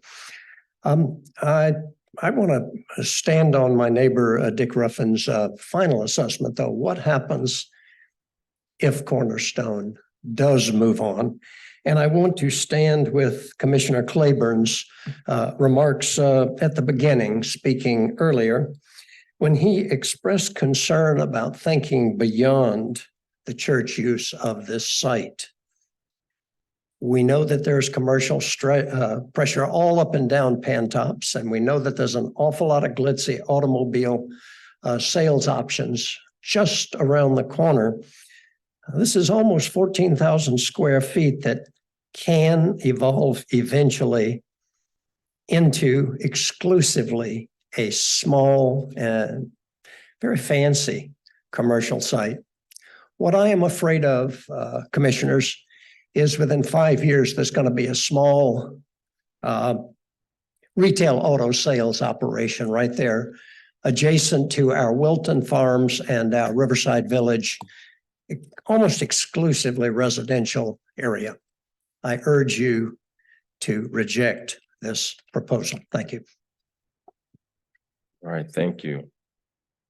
Does anyone else here and present like to speak to this issue? Okay. Madam Clerk, is anyone online who would like to speak to this issue? All right. Would the applicant like to come forth and give any final words based off of what you've heard?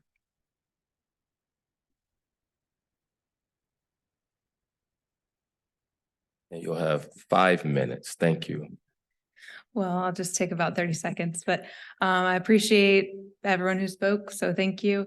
The only thing I want to speak to at this time is while we understand the concern for future uses, specifically, we have tried to exclude any that are out of scale or not walkable. And as we mentioned, this site will naturally constrain how large a facility can be that goes on this site. And we have specifically excluded automobile service stations, truck repair shops. So nothing, you won't be looking at a small auto shop is what I believe I heard him say. So that's all. Thank you. All right, thank you. With that, I'll close the public hearing. And I'll bring it into the commission, and for this, I'll just work around the horn where you can share your thoughts, reactions, and topics you want to discuss in greater detail with your colleagues. And so I'll start with Commissioner Moore. It's actually just a clarification question for staff, which I think was answered, but just to double answer it. Remind me, the proffered exclusions on uses within the C1 zoning, do those proffered exclusions convey should the church sell in the future? Yes, it runs with the land. Okay. That's my question. Thank you. Yes, so what happens if the new FEMA maps are released and it doesn't fit Maine's floodplain? What would happen then? Well, as it's presented now, they, if it's approved, they could develop consistent with this concept plan that they've provided, which would leave, could potentially leave some parking area in the floodplain, which we would not encourage. So that is, like I said, that is something that's that's left unaddressed as far as a concern. Yeah, and yeah, I guess that's a concern of mine. So the county, is the county engineer here? I guess no. So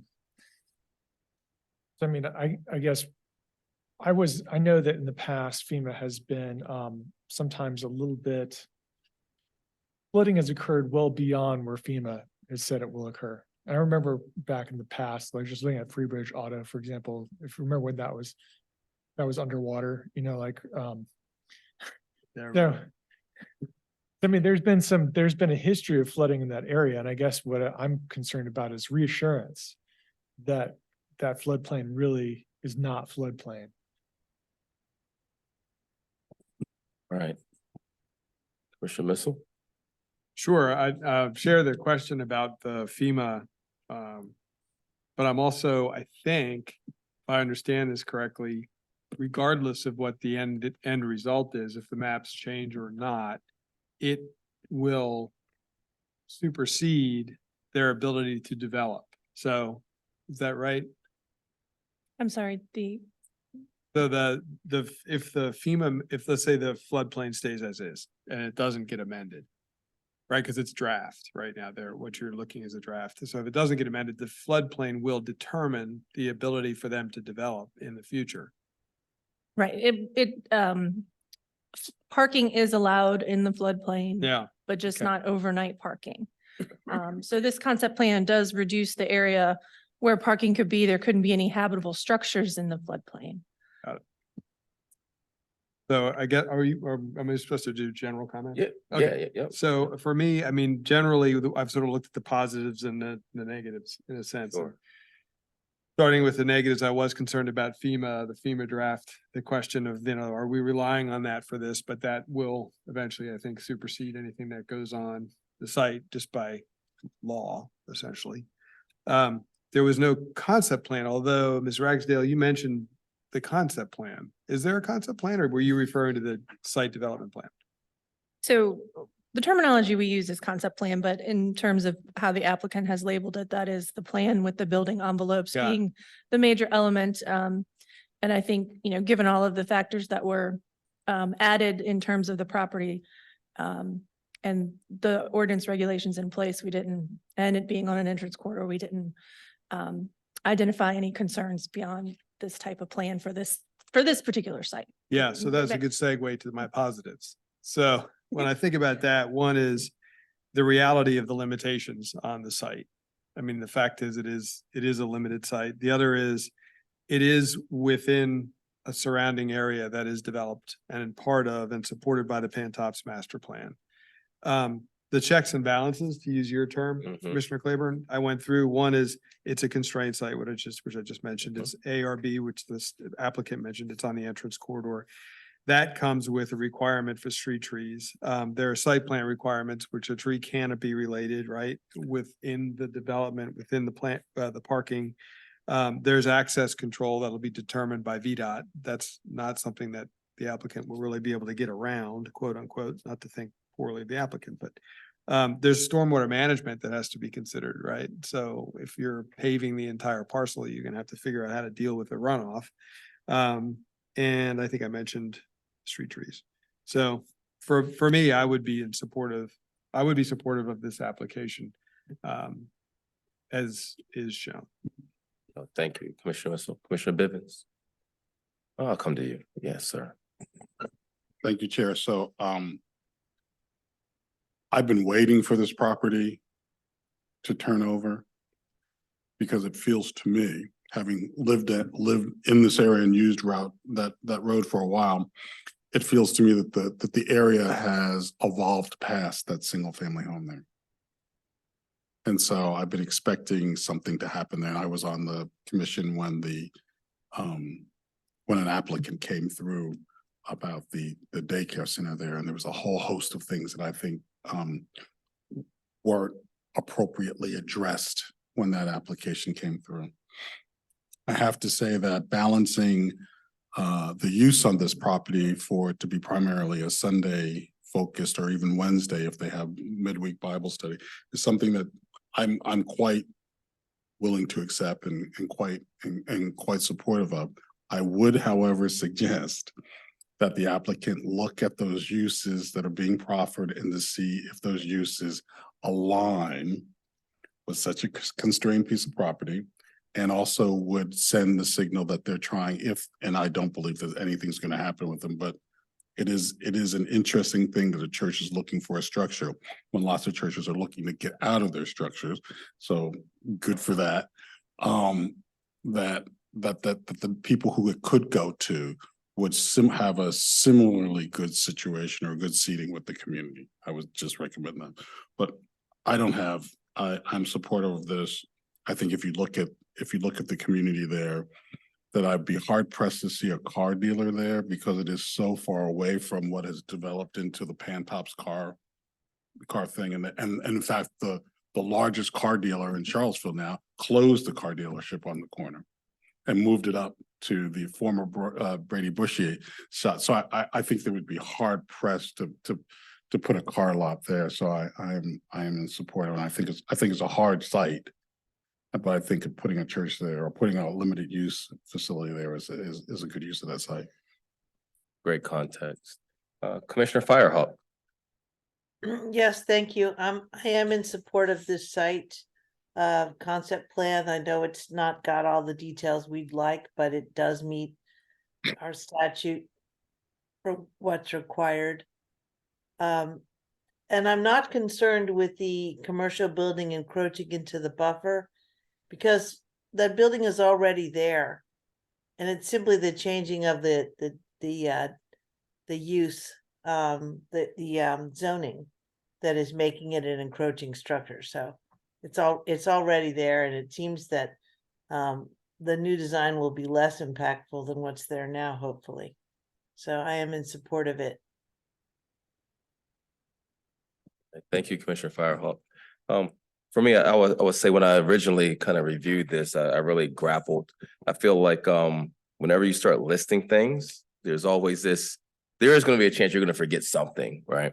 I think after having like this conversation and looking at the context of what's happening across the street and the vacancies that are there, it's a great restaurant there. I know that came before us.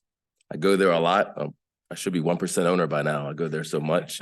And I go there on a Friday night and it's still not hustling and bustling like I thought I would see. And so like weighing that piece in, looking at the site constraints, I think I've moved to a position of support. I feel like the risk and reward, the reward feels like it's greater than the risk in this particular instance. So I think overall I am in support of it. So does anyone else want to add any other words or things to discuss in further detail? No? Is there motions that we can work from? And so Chair, we're not dealing with the exceptions. As I understand, we've been made aware of the exceptions, but we are not ruling on the exceptions. That will leave to our supervisors. That's my understanding. Is that correct? So Commissioner Bivens, when you say the exceptions, are you referring to the setbacks, uses? The setbacks, Oh, the special exceptions. special exceptions. So that would be a matter for the Board of Supervisors to consider, and typically the commission recently has not made recommendations on special exceptions, although it certainly can if it wishes. All right. I'm happy to make a motion. All right. Yes, sir. I move to recommend approval of ZMA 2023-4 Cornerstone Community Church for the reasons stated in the staff report. Second. Any further discussion? Second. A second. That'd be third. Well, that's everybody. There's a trinity there. So, you know, what I was gonna say. That's everybody. Any further discussion? No, hearing none. Madam Clerk, can you call the roll? Mr. Moore, Aye. Mr. Murray, Aye. Ms. Firehawk, Aye. Mr. Claiborne, Aye. Mr. Missile, Aye. Mr. Bivens. Aye.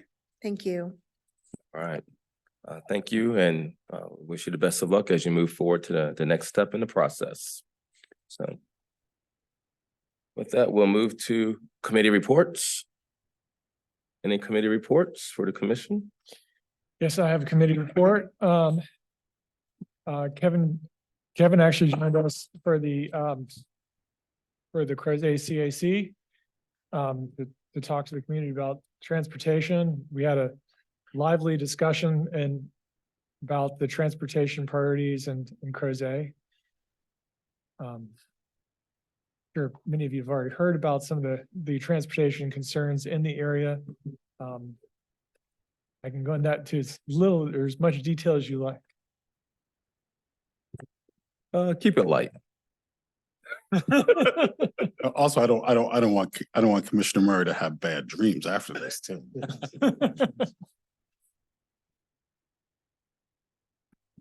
that it? Or? Oh, I was just gonna say, you know, as you know, that the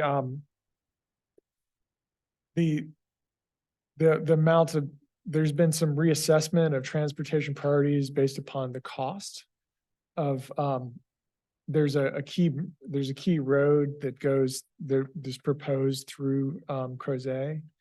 And the cost of the bridge for that road is going to be a lot higher. So essentially it's not feasible in the short term.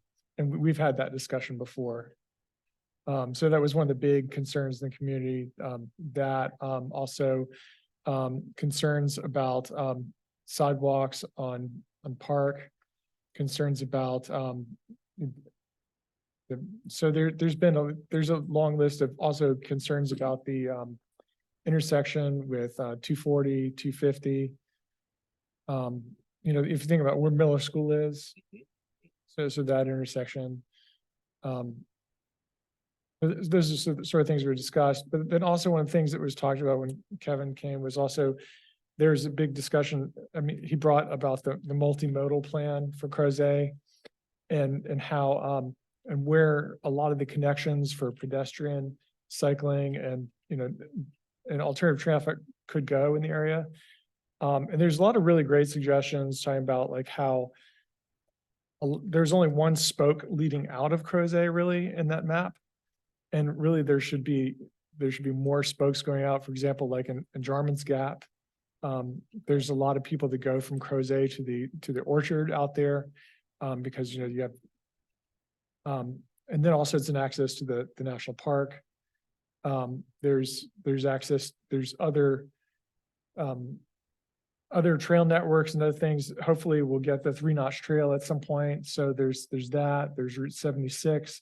So really thinking about like how we can branch out too, but then also being realistic. The map sort of showed sort of pedestrian connections almost everywhere, but some of the comments were about some of these are not really realistic. And maybe prioritizing some of them. Think about, where connections likely to actually be made as opposed to just being aspirational. Thank you for that. Any other reports? Commissioner Firehawk wanted me to let you know she does not have a report. Oh, okay. I have an anticipatory report. Well, I That's have the one thing. that happens. You do, you should stay go. in the No, you future. should You can go stay in first. the future. Yeah. Stay in the future. You should go first. So we had, we had our CAC last night. We had our CAC last night for hydraulic 29 XYZ. And we had a presentation by David Benesh, who came and talked to us about phase 3 of the AC 44.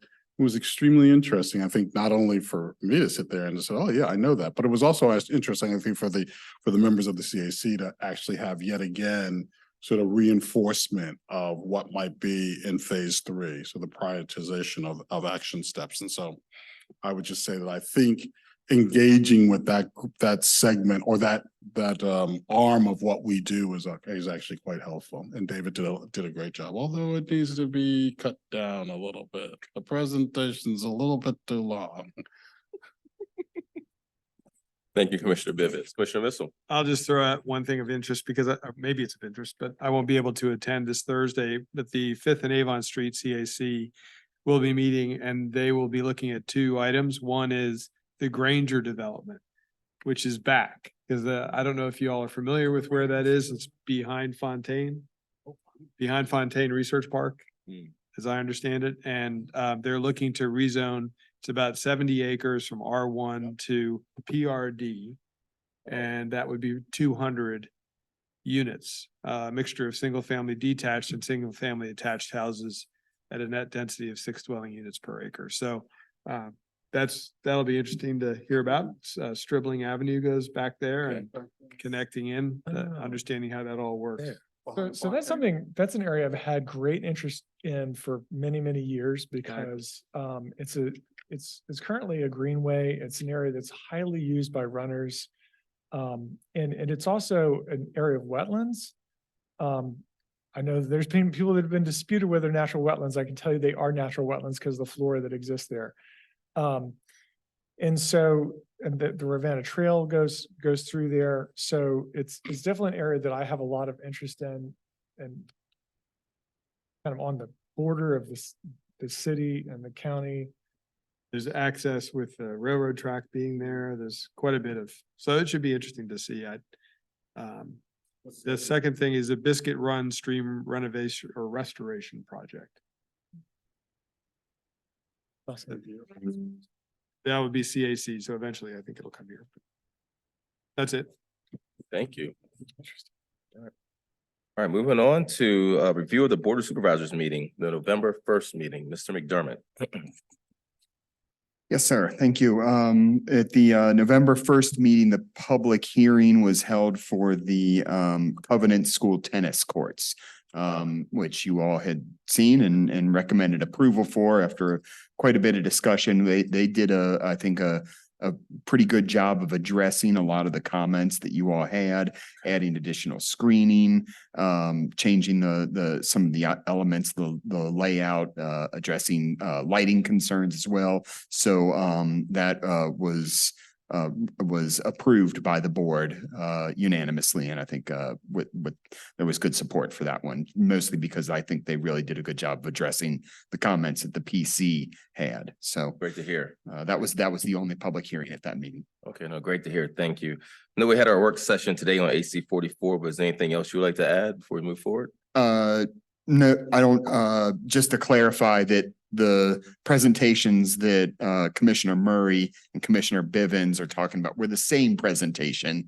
and they will be going to every one of the CACs. Of course, the CAC, the audience directs it a little bit. Yeah, yeah. And Commissioner Murray's went really into the transportation elements of that. But really, it's us kind of talking about the multimodal transportation plan and land use changes. And we're doing those specific to each CAC, so that area. So in Crozet, we talked about how those affect the Crozet area. And then we went to the hydraulic Places 29 hydraulic CAC and talked about that. We'll be doing it at the other CACs over the next like 3 weeks, I believe. So you'll see that at your own CAC.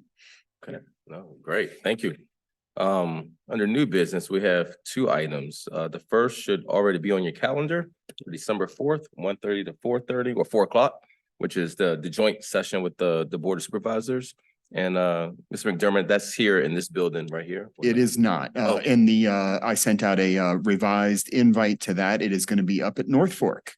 So they have a room reserved up at the North Fork facility. And mostly because it's going to accommodate the crowd, because it's not only the planning commission and the board that will be there, but the housing, I'm sorry. Okay. Yeah, it's Keith Smith's group. Yeah, I forget what the name is. Is it Piedmont? No. No. The house, our local house, Yeah. one of the local housing organizations is also helping to have that discussion. And so I'll be following up with you all to make sure we're all prepared. There'll be some materials coming out likely early next week because there's a thick amount of background information that we want to get to you all. So you're Sure there is. all read up on the so that we'll be talking, and that'll be getting to you likely early next week. The All right. housing planner. Can you put it in MP4 format so we can listen to it, audio version also? So, that'll be helpful for those who are traveling around. Can just pop it in and listen.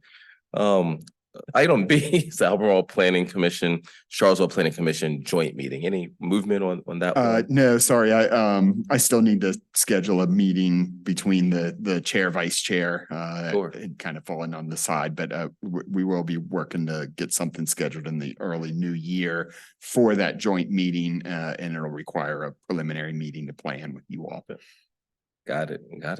I would like to add one other thing. We can not to have deep discussion tonight, but to put a pin in it, if we can see it on the agenda to remind us to talk about it next time, is what other niche presentations, like we had economic development to precede our discussion tonight. As we kind of look at our workflow, kind of planning out into the future, what are those other topics? I remember at one point we talked about utilities, was the Water Sewer Authority. I remember at some point I thought, was it transportation? Did that come up? But yeah, I think you kind of get the gist. We have these certain topics that we're going to be vetting in great detail. It might be nice to have the subject matter expert kind of give a presentation to set us up for a stronger and richer discussion. So I just asked between now and the next meeting, sort of give thought to that. And we can put it on the agenda and try to track it. And the vice chair and I will work with staff to see if we can get moving in that way. So. Of course. Any old business? Well, I will say I wanted to just give a warm welcome to Madam Clerk, who is back. And it's so good to see you in 3D and to see your smiling face, and just welcome. So you were missed. So, and the German chocolate cake, I want to work with Kevin to get that in here. So, yeah, that's right. Oh my. Come to Germany again? That's what we can. Items for follow-up. Okay. All right, well, the next planning commission meeting will be held on Tuesday, November the 28th, 2023 at 6 o'clock. Between now and then, I want you to have a blessed and prosperous Thanksgiving and a safe one, and we'll look forward to seeing you then. So is there a meeting to adjourn to that reference date? So moved. All right. Second. All right. All in favor, say aye. Aye. All right. Any opposed? All right. Meeting's adjourned. All right.